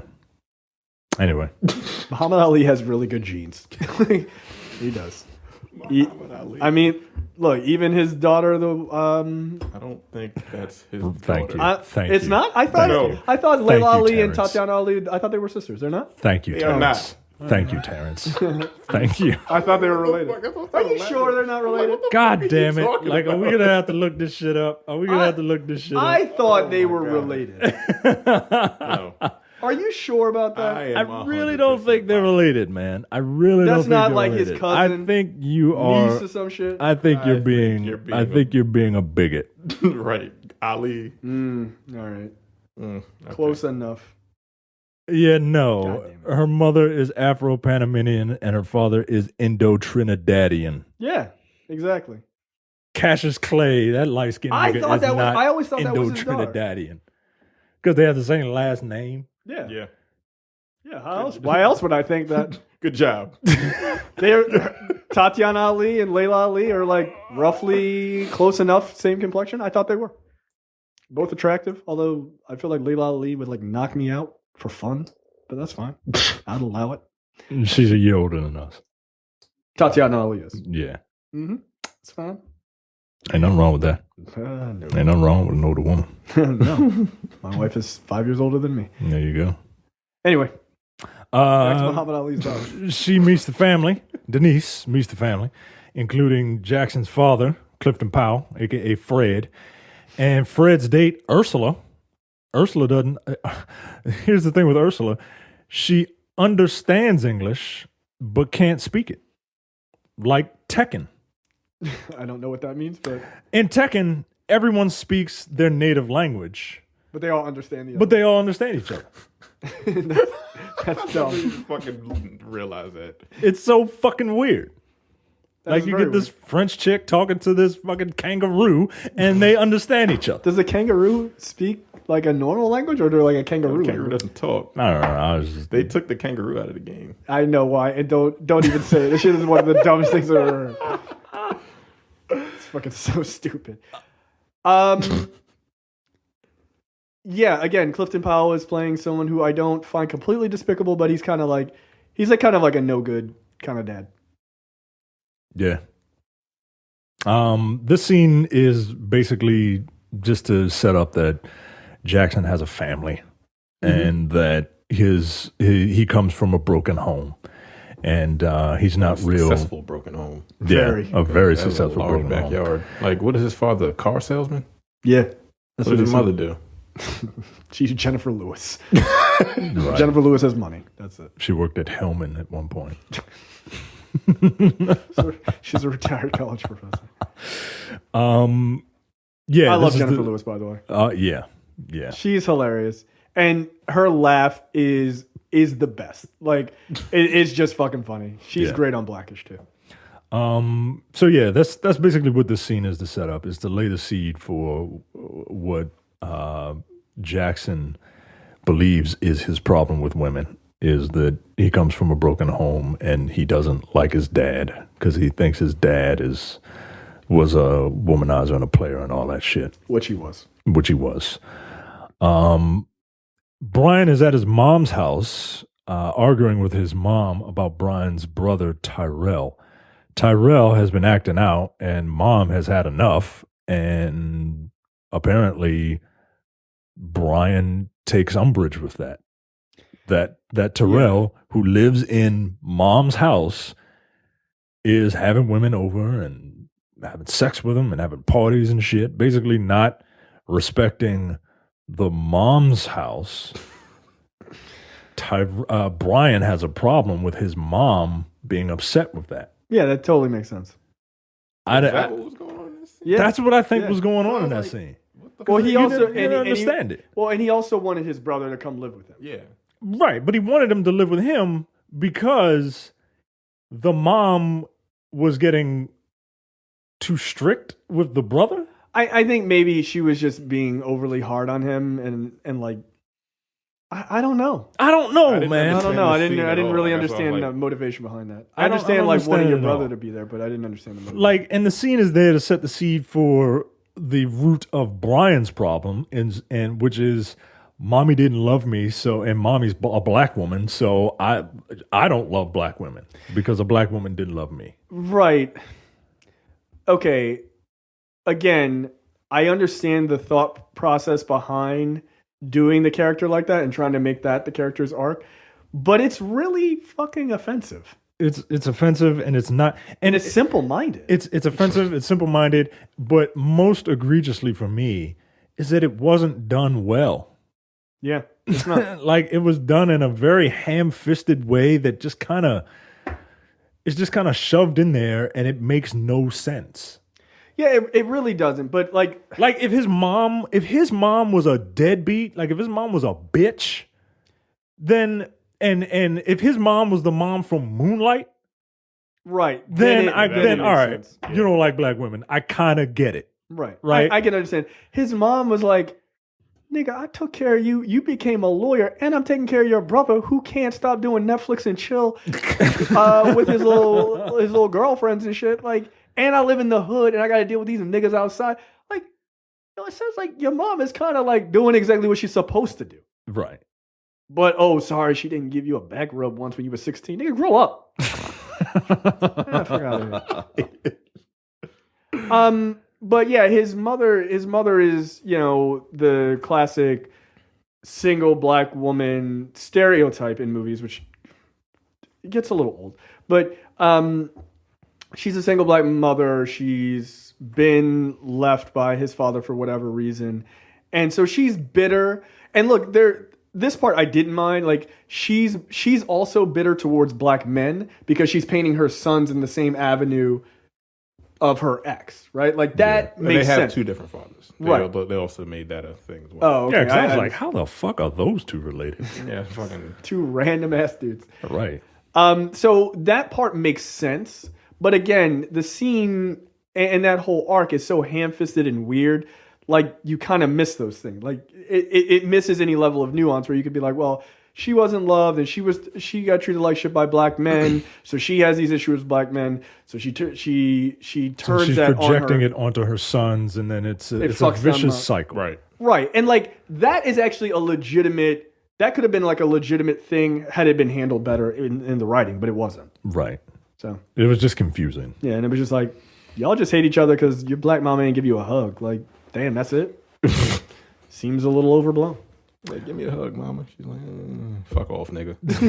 I mean, she literally kind of was like that. Back at the party, we find out that Denise and Fred slept together. Well, that they dated. Oh yeah, dated. Sorry, that they saw each other. Fred thinks they should tell his son. Denise says she will take care of it in time. And then father and son talk about Denise and the idea of marriage, and he's like, "Nope, I ain't doing that because I'm a dude. I don't want a lifetime of happiness."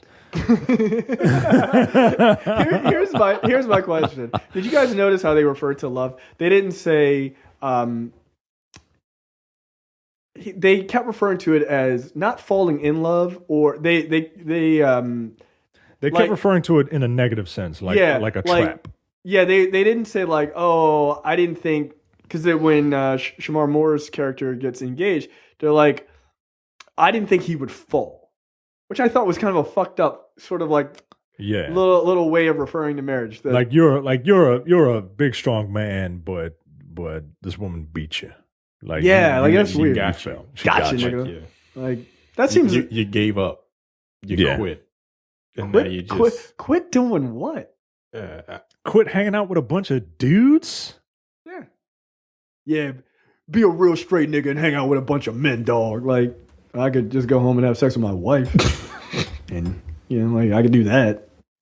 Yeah, but why have sex with your wife when you can have sex with multiple women? Yeah, Maybe. but It's With basically multiple what women, maybe. Maybe. And then you got to pay for Chris Tucker tickets. Like, come on. Like, nobody's trying to do all that. Well, that's their rational. And like spending a lot of money on a bunch of chicks you don't know. Yeah. Yeah. No thanks. I was very progressive. I was like, half and half. How about that? Sorry. We're equal, right? You don't get to have equality, and I also pay for everything. Get the fuck out of here. Fucking. No, look, I'm a real advocate for equality. Equal pay under the law. Hey, Terrence, you know what rhymes with J? MRA. Oh, whatever. Not a men's right activist. I'm just saying these women have had it too easy for too long. That's fucking hilarious. MRAJ, that's right. That's me. Yeah, I think men are absolutely being systematically held down by the tyranny of women. That's what I think. Yes, I believe in equality also. Yeah, I do too. Look, why don't we both have jobs so we can make it together? Yeah. Yeah, don't have me carrying you on my back into the promised land. Walk hand in hand, goddammit. Pay some of these bills. There you go. Tired. Shit's expensive. I want a partner. Yeah, Not not a looking baby. for. Yeah, I'm not. Not Look, a dependent. look. I used to always say this when I was single. I'm not looking to be anybody's sponsor. Like, I'm not, dude. I'm not. Oh Yep. shit! That's God damn, that's funny. Yeah, it's fucking true. Brian That's what it was tells with that diva. I was her fucking sponsor. Drive me here. Blah blah blah. No. Jones shit. Get a job. Yeah, you fine. I get it. Still go to work. Brian tells his mom that he wants Tyrell to live with him. They get into an argument where we see the root of his disdain for black women. We have that clip. Mom, I want you to let Tyrell come live with me. No. I told you before, I'm not letting him go. Why not? He's my brother. Half brother. All I'm saying, Mama, is that the boy is not happy here. Okay? It's not like his daddy's around here Don't anymore. even bring up that fool to me. Left me for some white woman. She's Hawaiian. If she ain't black, she white. See, that's what I'm talking about, Mama. That's just ridiculous. Fact of life. That's crazy. Latino women? A white woman with a taco. Oh, so I just guess Asian women. A white woman who knows speak of the goddamn English. You know what? The both of you is just like your daddies. Full of it. I done heard that my whole life. How long you gonna look at us and see them?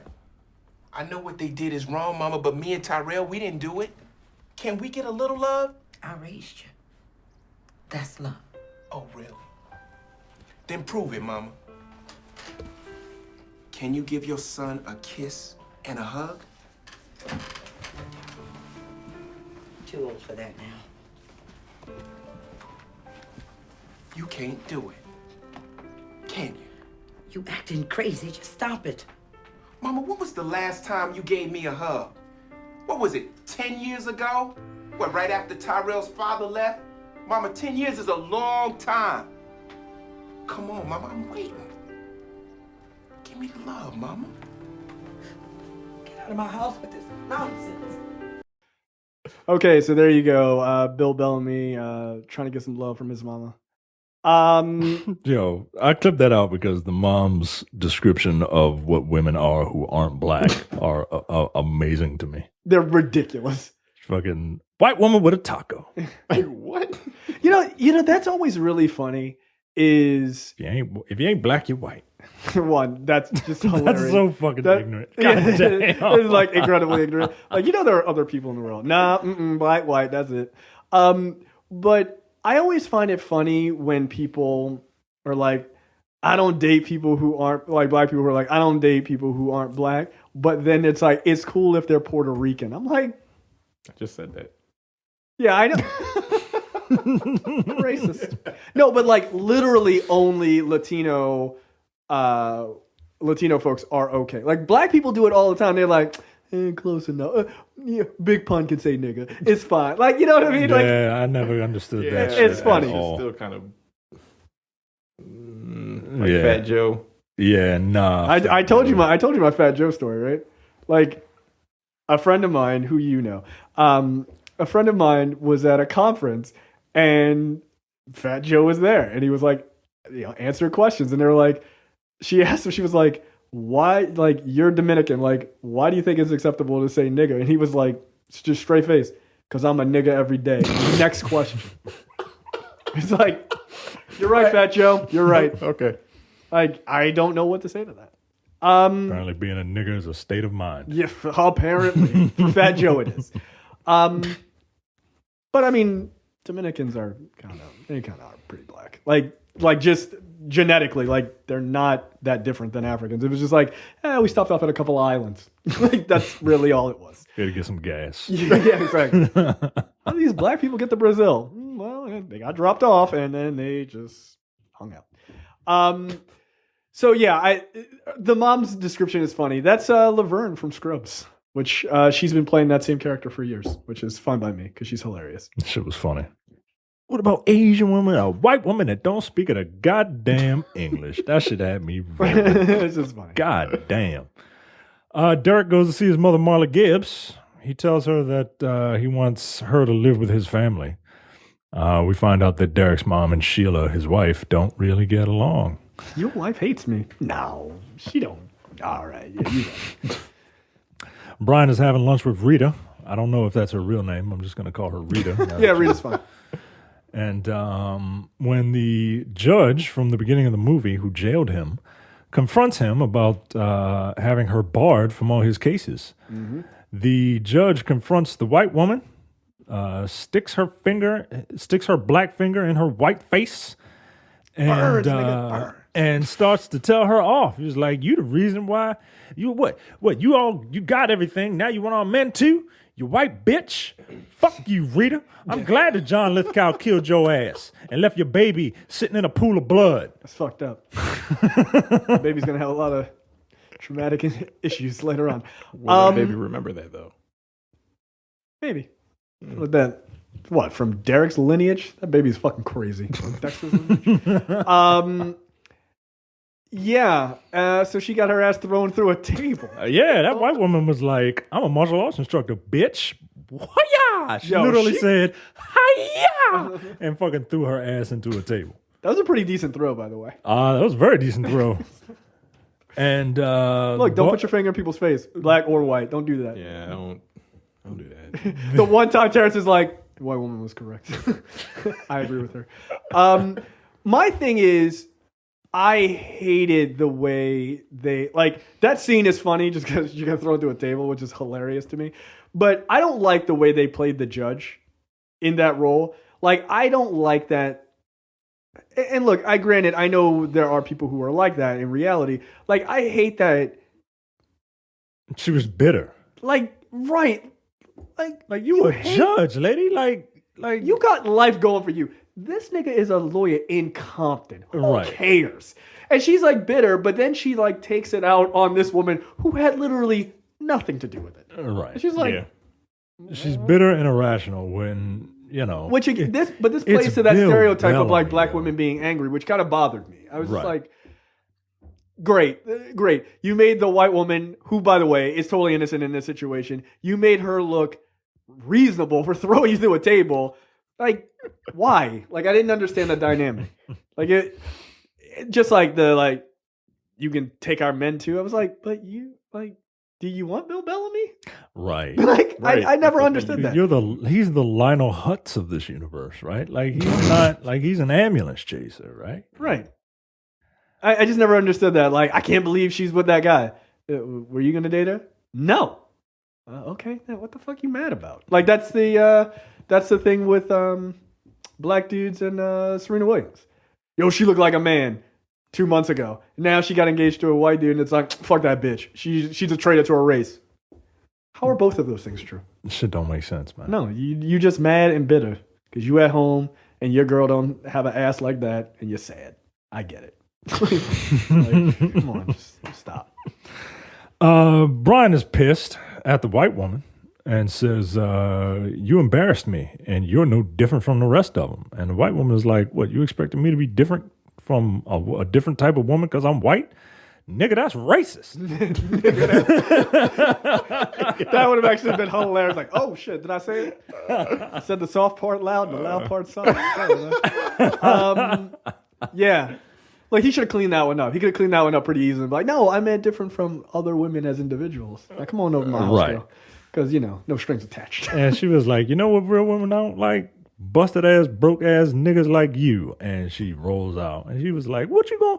She was like, you want some of this too, bitch? He was like, nope, I don't. Like, nah, I don't want to get thrown through a window.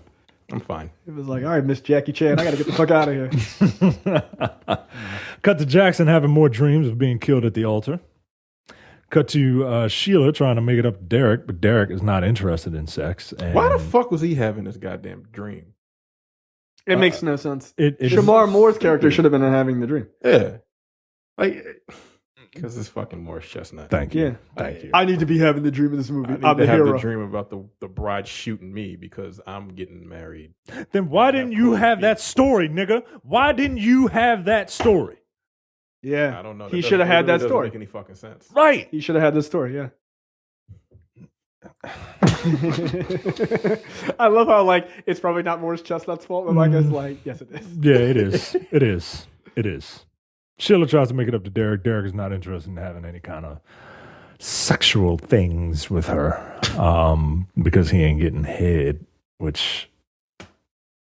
Yeah, but he makes I thought a solid point, which is it was not just about oral sex. He was talking about it's like about how you feel about me. Like, yeah, look, when you're married, your partner wants to do some dirty shit, you do it because that's what you do. Like, that's what you do. You try to satisfy your partner. That's what it is. Bounds of reason, obviously. I don't want you to punch me in the face. Yeah, all right, all right. I like bounds of reason. Like if it's something. Like, look. What if your wife wants to peg you? All right, this is calm down. Like, I don't. But it'll really satisfy me. Like, no, well, and you love me, don't you? Like, I love you. Like, no. Like, girl, I like you. I just like it. Like till death do us part. Yeah, and I might have to kill you if this information ever makes it out. Like, nah. Look, I mean, look, bounds of reason. I don't think a blowjob is out of the Look, I don't either, but at the same time, yeah, some people don't think pegging is out of the bounds of reason. No, I am not one of those people. Right, exactly. I think it is far out of the bounds of reason. Far out. I think it's perfectly reasonable for those people that enjoy it. Yeah, that's fine. And go. look, I don't judge them That's for doing the right it. answer. Nope, don't judge you for it. No, not at all. You do whatever you want. Ain't none of my business. Don't you fucking judge me either, you son of a bitch. I'll just say, and I won't tell him what it is, but I'll just say that you told Terrence and I one of the categories that you enjoy on Pornhub, and it was hilarious. And you're a sick, twisted fuck. I'll just say that. Yeah, that was very interesting. Oh man, that was something. Mm-hmm. Yeah. By Snoo.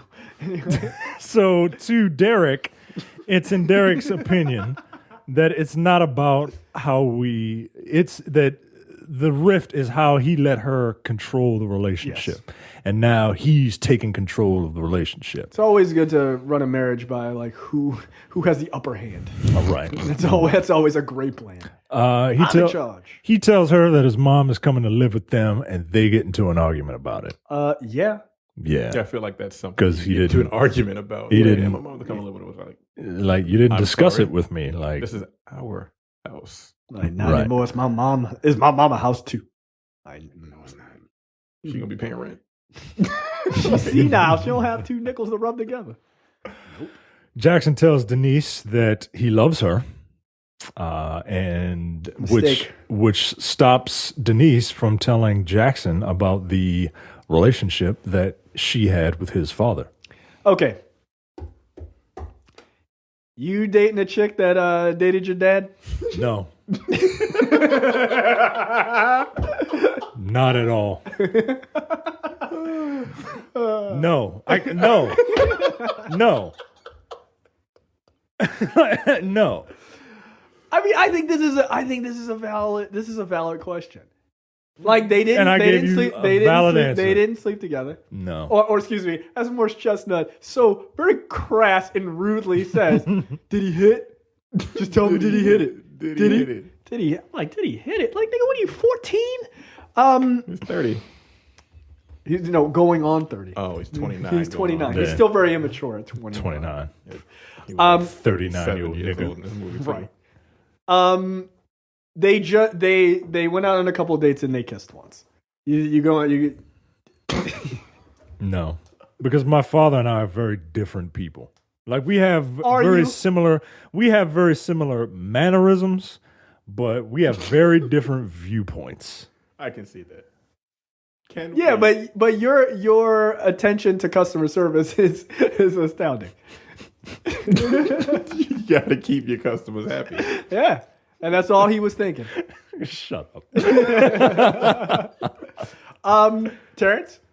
I don't know my father. Well, barely know him. But you have a stepdad though? Yeah. Okay, so we'll take your stepdad. No. No. And the thing is, like, we were pretty similar. But did it ever occur to you that she might have seen the same things in him that she saw in you? I was like, that is a bullshit lie. Shut the fuck up.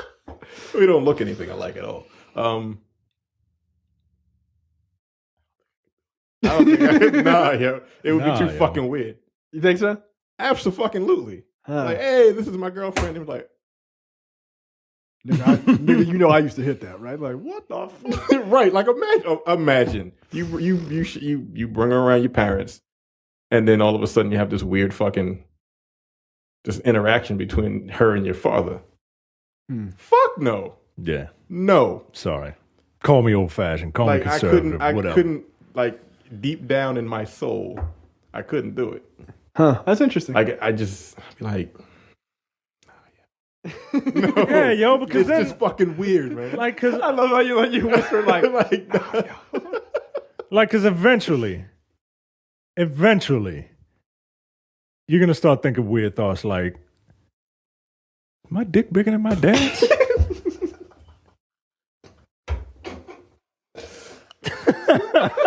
Like that shit is weird, yo. That shit is weird, man. That should not be a category that you're into. That shit is fucking odd, man. Like I can't. Nah. That's interesting. That's It's interesting. like would you? I don't think so. I don't know. I honestly don't know. I don't like I, my again, I biological don't know, but I don't my think so. biological dad. I'd be like, you make really poor decisions. Like he's an asshole. And he is. But like my dad is. Well, my dad's kind of like a fucking player type. Yeah. I don't know. Like my stepdad, he's a great guy. He's just a dork. Like he's just a big dork. Because what do you see in me that's similar to what you see in him? Because people generally have a type, right? Like people generally have a type. Either it's physical, it's either physical or it's on like an emotional, like or intellectual level. Like there's something in common with me and him, and it can't just be the last name. Oh, voice. I don't know, you guys. Nah, people don't get in relationships with people because of their voice. Certainly not mine. I mean, it brings them in. It might bring them. Look, it might bring them in. Look. All right. It certainly does bring them in, but it certainly does. But no, yo. Nah, yo, I can't. My Donald Duck voice has worked out pretty fine for me. So what about a friend? Because I think I've had that. Y'all have that. Y'all had that discussion on. Grievances. Yeah. Right. Yeah. Like say. How fine is she? Someone. I couldn't date his ex-girlfriend. No, not at all. No, even if you not even like just somebody you dated. Somebody you dated, like somebody the diva, you dated, for instance. And then no. Yeah. Like, but if you found her attractive and her personality was fine, even though they don't know. And I didn't quote unquote hit, if you will. If you didn't have sex with her? Yeah, if I did not. And he didn't give a fuck if you dated her or not. If you didn't have sex with her, maybe. But just to have sex with her. I wouldn't.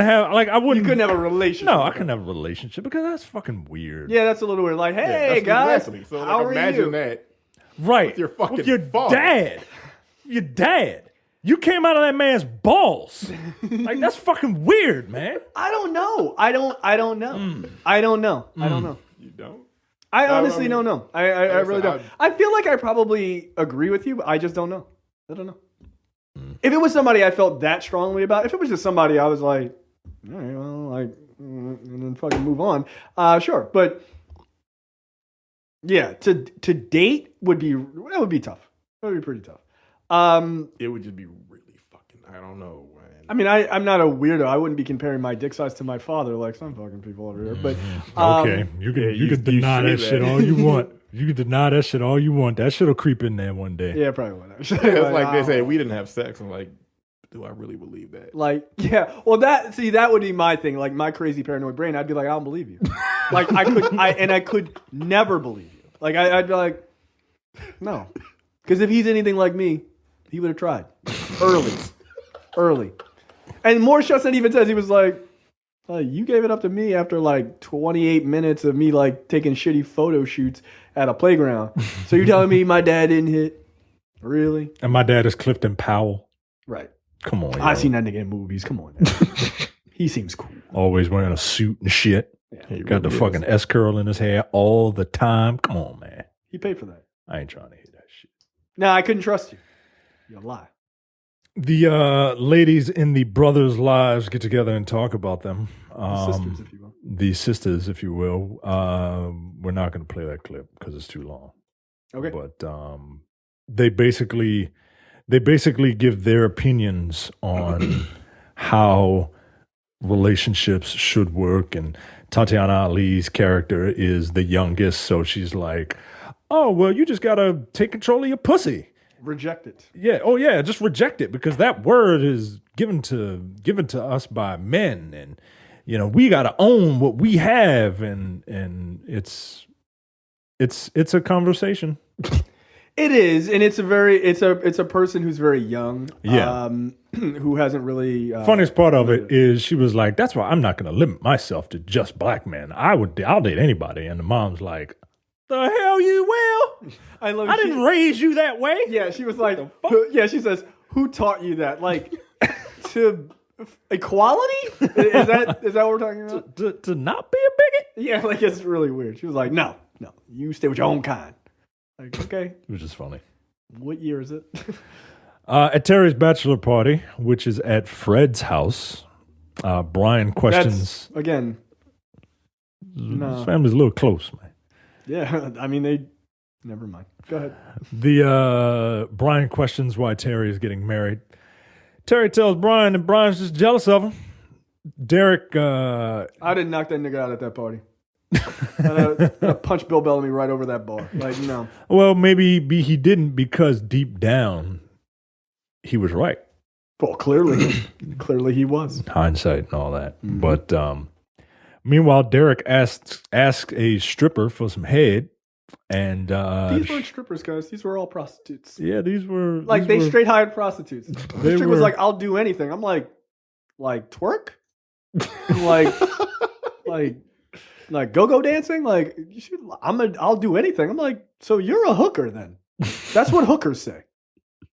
I mean, look, if you're gonna get a blowjob, you might as well get the whole fucking shebang-a-bang. Like, goddamn. She was fine too, by the way. She was fine.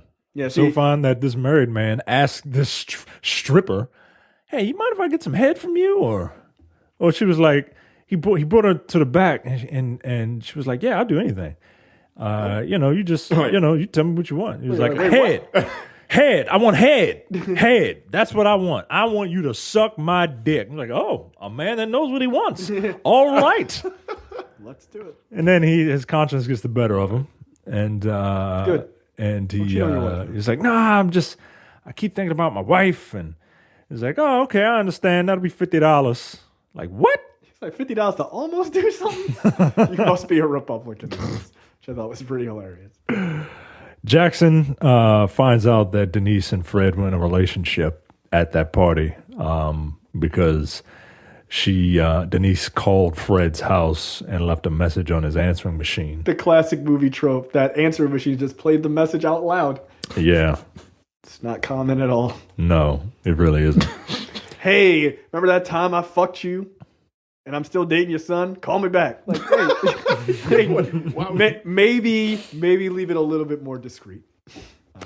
He confronts Denise. He says he says that he's walking away from the relationship, and she says that she's not going to let him.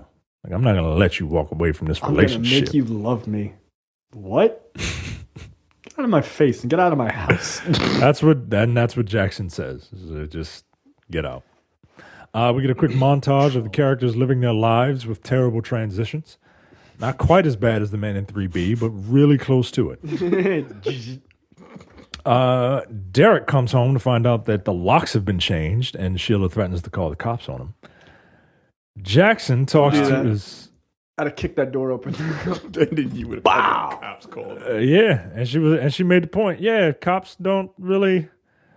She basically says, who you think they're going to believe? Yeah, that's fucked up. Yeah, that was really fucked up. I mean, as my foot was hitting the door, she said that, I'd be like, yeah, you're right. I'm gonna go on down to the fucking Hojo's and stay the night. Right. Like, I'm a fucking Megatron this shit and live to fight another day. Right. All right. We have a clip of Jackson talking to his mom about his failed relationship with Denise and a quick therapy session. Hey. What you doing all dolled up? Well, you know how I am. I want him, I done him, and bang! It's all over. What you doing here? Just stop by for a minute. What you got coming over? Now, instead of being all up in my business, how come you ain't out somewhere trying to get back together with Denise? Oh, believe me, you don't want to know. Because she is definitely not the one. Ooh, you look just like your daddy when you said that. And you just found a way to make me leave. Your father's coming by here tonight. How long has this been going on? Since your sister's party. He came back to apologize for bringing that girl. And you know I was looking good. Well, let me tell you something about Daddy and your little golden girl, Denise. They had a thing together. I know. You know. And you don't care. No, because nothing happened between them. It was before she met you. And your father is charming and handsome and all those things.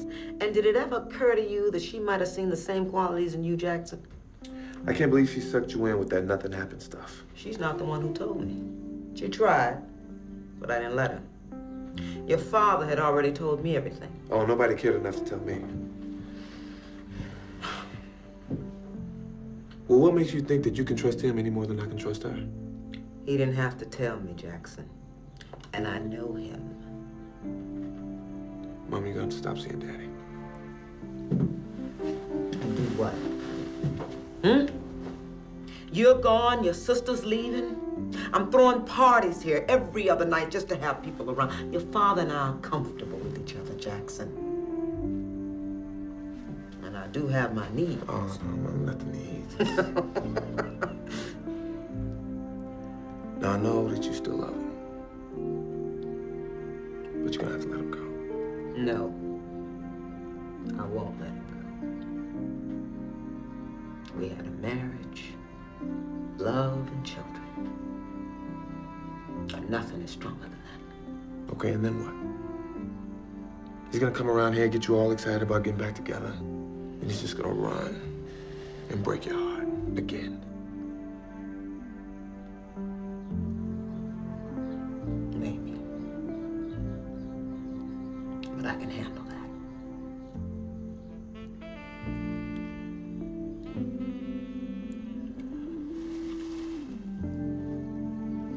That girl loves you. What you gonna do about it?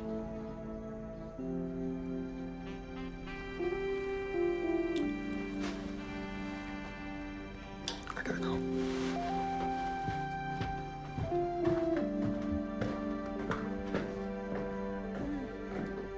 So do you still think about her? Yep. Every day. Do you still think that she and your father were sexually intimate? I don't know. Probably not. Well, if that's the case, then why don't you go back to her? Talk it out. I just don't have it in me, you know? I get too mad, too scared. Let's explore that. You know what, Doc? No offense, but this is gonna be my last session. You giving up? I mean, Man, I know love's supposed to be this beautiful thing, you know, but I just can't get with it. I go up, love goes down. I go left, love goes right. I say I'm ready, love says, not yet, she dated your father. Maybe there is love out there, but it's running from me. I can't keep chasing it. Jackson, is that the kind of existence you want? Life without love in it? Okay, so there you go. That clip sort of showing Morris Chestnut's character kind of giving up, possibly. Well, it also is the point in the movie where the main character needs to be told his flaws. Like, hey... Well, it's Morris Chestnut. He doesn't have any flaws. Right. Hey, dummy, like, yeah, you're mad, but they could have done this, they could have done that. Right, and that's where in the movie I'm kind of like, yeah, I understand that point. At the same time, I'm a little bit too paranoid. Like, I understand, Mom, but it's still fucking weird. Yeah. At a basketball game, we find out that Derek is getting a divorce. Well. Jackson. Yeah, I mean, look, I mean, he doesn't feel valued, which is normally, you know, I mean, luckily he doesn't cheat, but he almost did. Like, that's normally the thing that guys complain about, is not feeling valued. Because look, cheating is a symptom of a larger problem. Yeah. It's generally not just like, oh, I was just walking down the street and then I was just like, oh shit, I'm gonna let this chick suck my dick. Like, that's just not a thing, right? I mean, maybe, but generally it is a dissatisfaction for something else, or not feeling appreciated, or whatever. Right. So, that's why. Jackson's family and friends. Fuck your man. Suck his dick every once in a while. God With his damn balls. Make him a sandwich. Shut the fuck up. It's not that hard. That's like 1990s like marriage advice. Jackson's family and friends throw him a surprise party. While at the party, Jackson and Fred have a father-son talk about the niece and Louise, the mother. Mm-hmm. Jackson blames all of his faults on Fred, because that's what immature dudes do.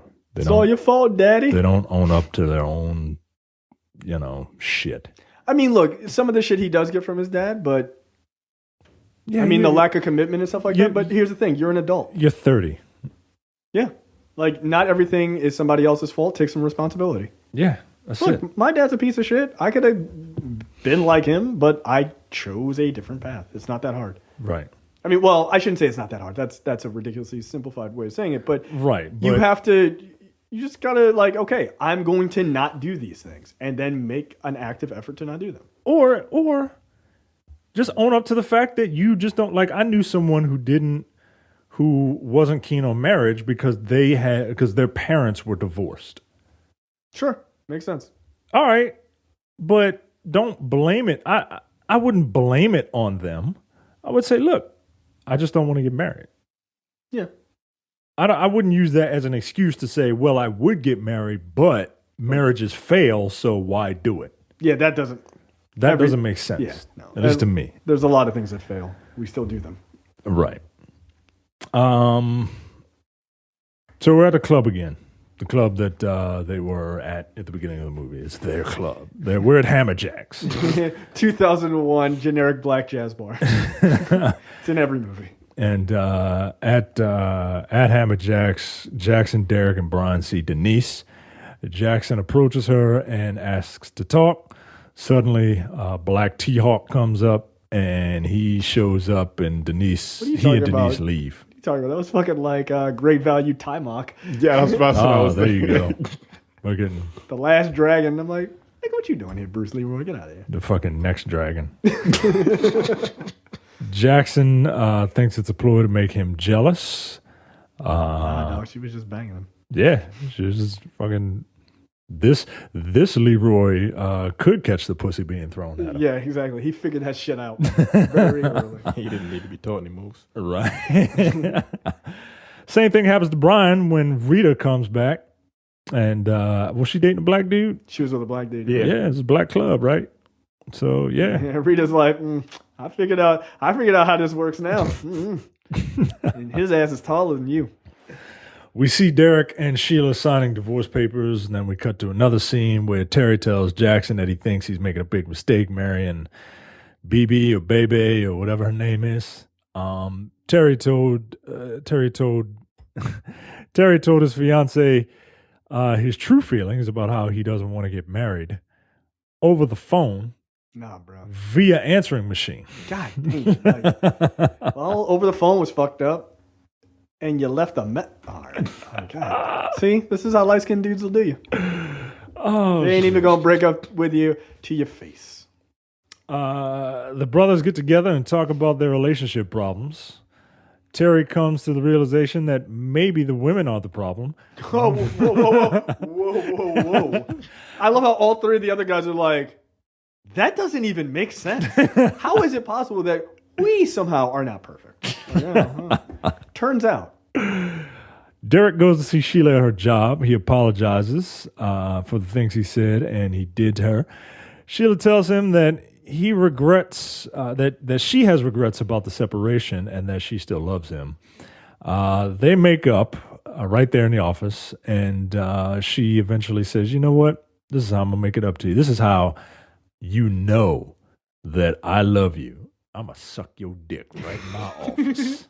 In my office. Yo. Not in your office. And you know what? That is love, man. Look. Here's the thing. That'll work. Yeah. I can't imagine going to my wife's job. My wife works for the government. I can't imagine just kicking in the door of this government building. Waving the 404. Right. I'll tell you something. We ain't getting no goddamn divorce. Now get down. Like, wow, that seems offensive. Terry and Jackson. That's all it took? Shit. Should have did this a long time ago. I think you only lasted 3 minutes. Like, shit. I eat some pineapples.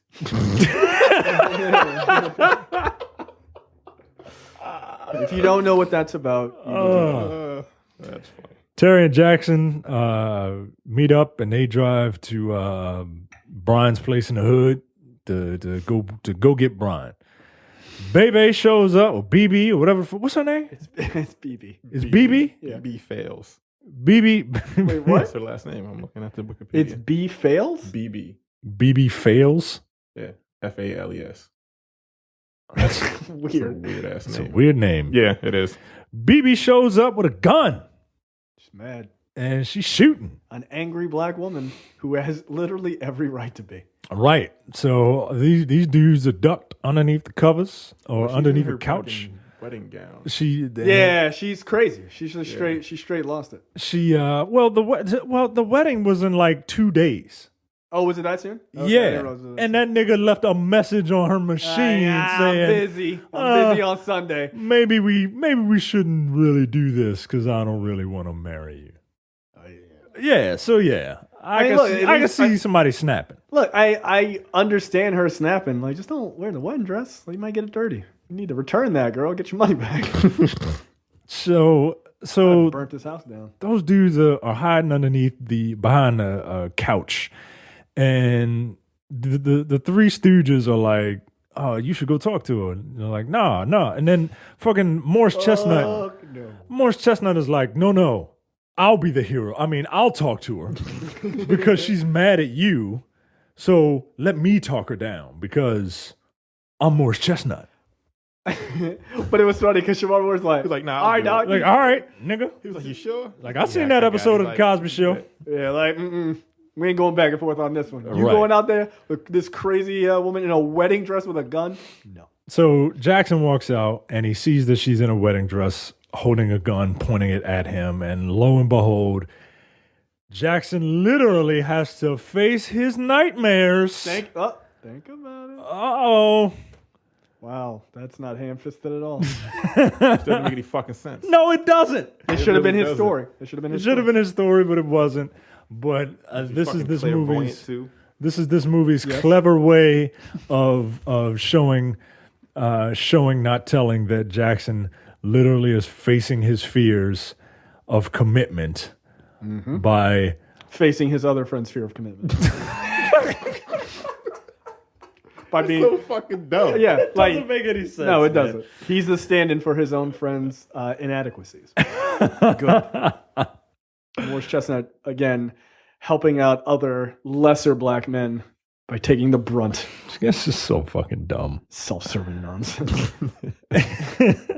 Like, this is literally him giving himself a hand job on film. Like, I don't.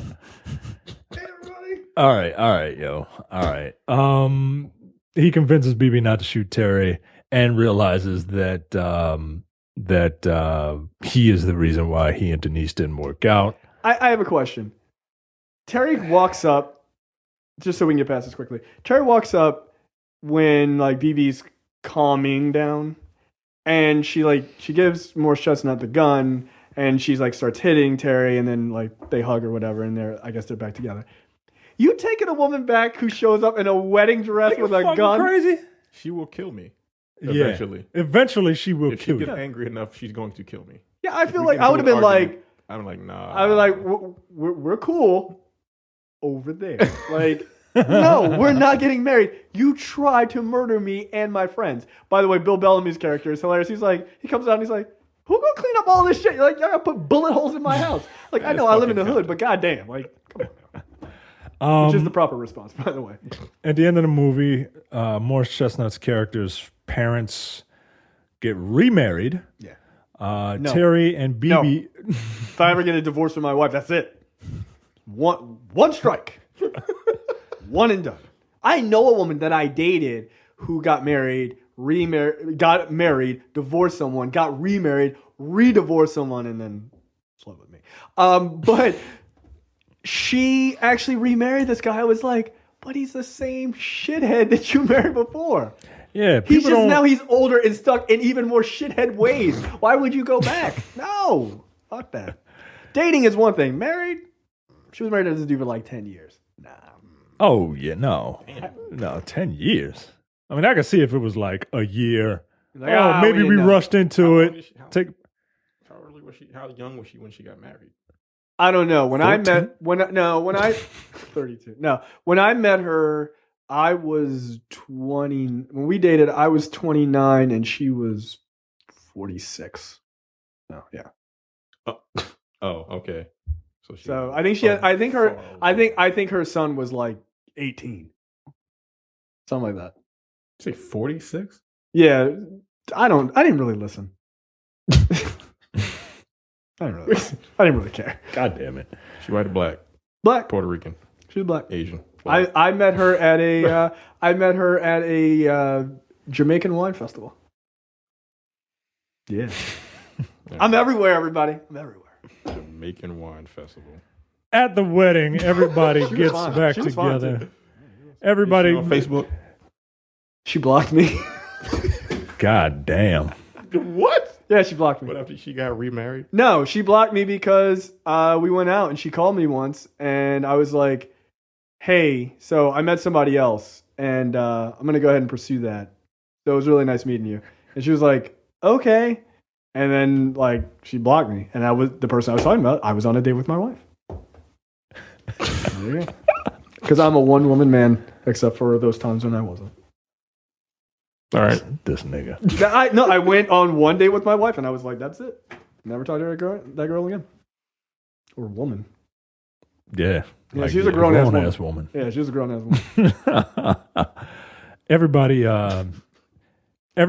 Hazard, I believe. Everybody's arc quickly comes to an end at the wedding. BB and Terry are back together. Derek and Sheila are getting remarried, or not going through with the divorce or whatever. Denise. Yeah, they're like fully back together. Yeah, Denise and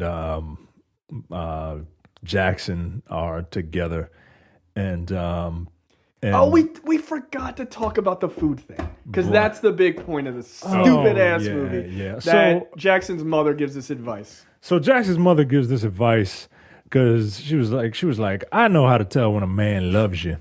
And all the ladies were like, tell me. She said, it goes down on you.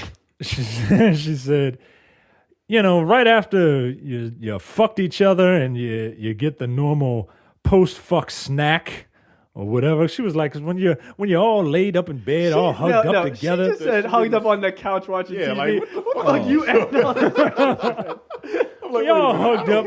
I don't remember any of that shit. Oh, y'all hugged up. Look, after he bangs your back out for 25 to 48 minutes. Like, where did all this come from? No, what movie did you watch?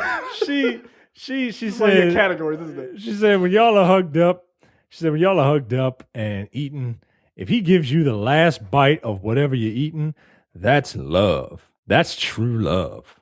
That's how you know when a man loves you, when he gives you the last bite of something. Oh, I wholeheartedly disagree. I'm not giving you... I eat more than my wife. No. I'm not giving you grown-ass man. My last bite of ice cream. I'm not doing it. Sorry. And she knows. She won't even ask. Look, here's the thing. That's love. Yeah, love is understanding that I'm not going to give it to you. Hey, look, if we got chicken, I'm black. Sorry. No. You giving up your for the last piece? If you ask, yes. She asks for it. If she for the asks last for it, bite. yeah. If she asks for it, absolutely. Don't assume I'm going to give it up if I'm also still hungry. Nah, fuck you. Oh, yeah. Like, if you didn't ask, that means you ain't want it. Right. Look. I may say, do you want, like, if there's one piece of chicken left, I'll say, do you want that? Yeah, I'll do that. I'll ask, like, do you want it?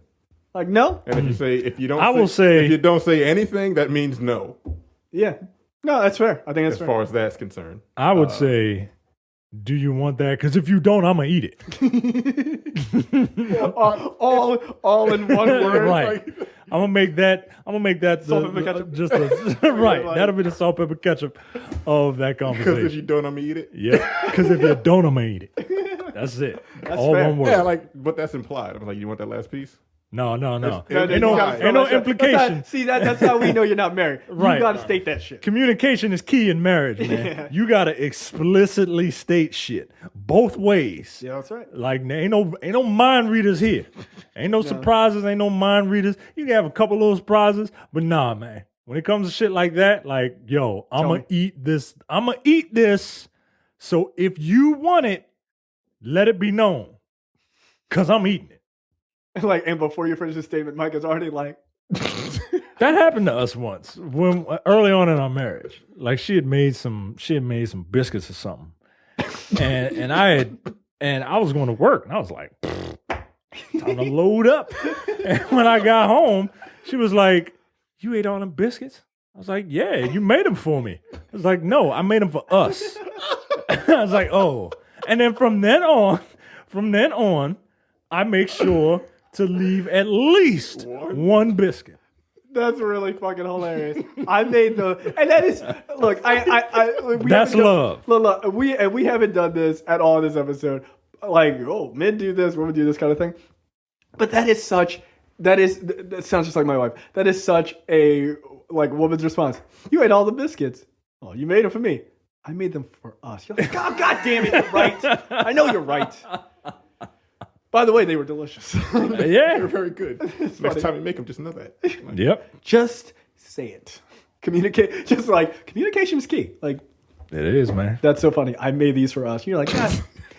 All right. I know we're newly married. These biscuits are fucking delicious. So there you go. That's and funny. she and you know that Jackson loves Denise because he was like, "Hey, I got this cake. You want it?" And she was like, "Oh, he loves me." Zip. And and Brian talks to a black woman. Yeah, that's how it is. That's how it is. He doesn't end up with a black woman. He just talks to one. He just talks to one who looks like a fucking who really looked like young. a child. Yeah, she looked really young. Yeah, I was just she looked like she was 15. Because he goes up, because it's a black chick talking to a white chick, and he goes up to the white chick and he's like, "Excuse me," and you're like, movie. He's gonna talk to the white girl, and he's like, "Excuse me, I was talking to the black woman." They're like, "Oh, high five in the theater." He didn't give up on black women, so he didn't give up on himself. Like, all right. I'm surprised Shemar Moore didn't, they didn't cut a camera to him in the background, like. Just make it a Mentos commercial. Like, and then it goes to freeze frame and comes to you. Like, it's him, it's the three black dudes just jumping in the air, like lifting a car out of a parking space for some reason. To cap off the movie, the four dudes come together with wine, with champagne flutes, and they say, "What do we toast to? How about we toast to love?" Nah, fuck that. Let's toast to us, the brothers. Yeah. All right. Fade to black. Fade to black. That's it. All right, guys, that is it for us. What a movie. Yeah. That was a fun episode, though. All right, we will see you guys next week for another preview episode for episode 107. See ya. Take it easy. We out. We out.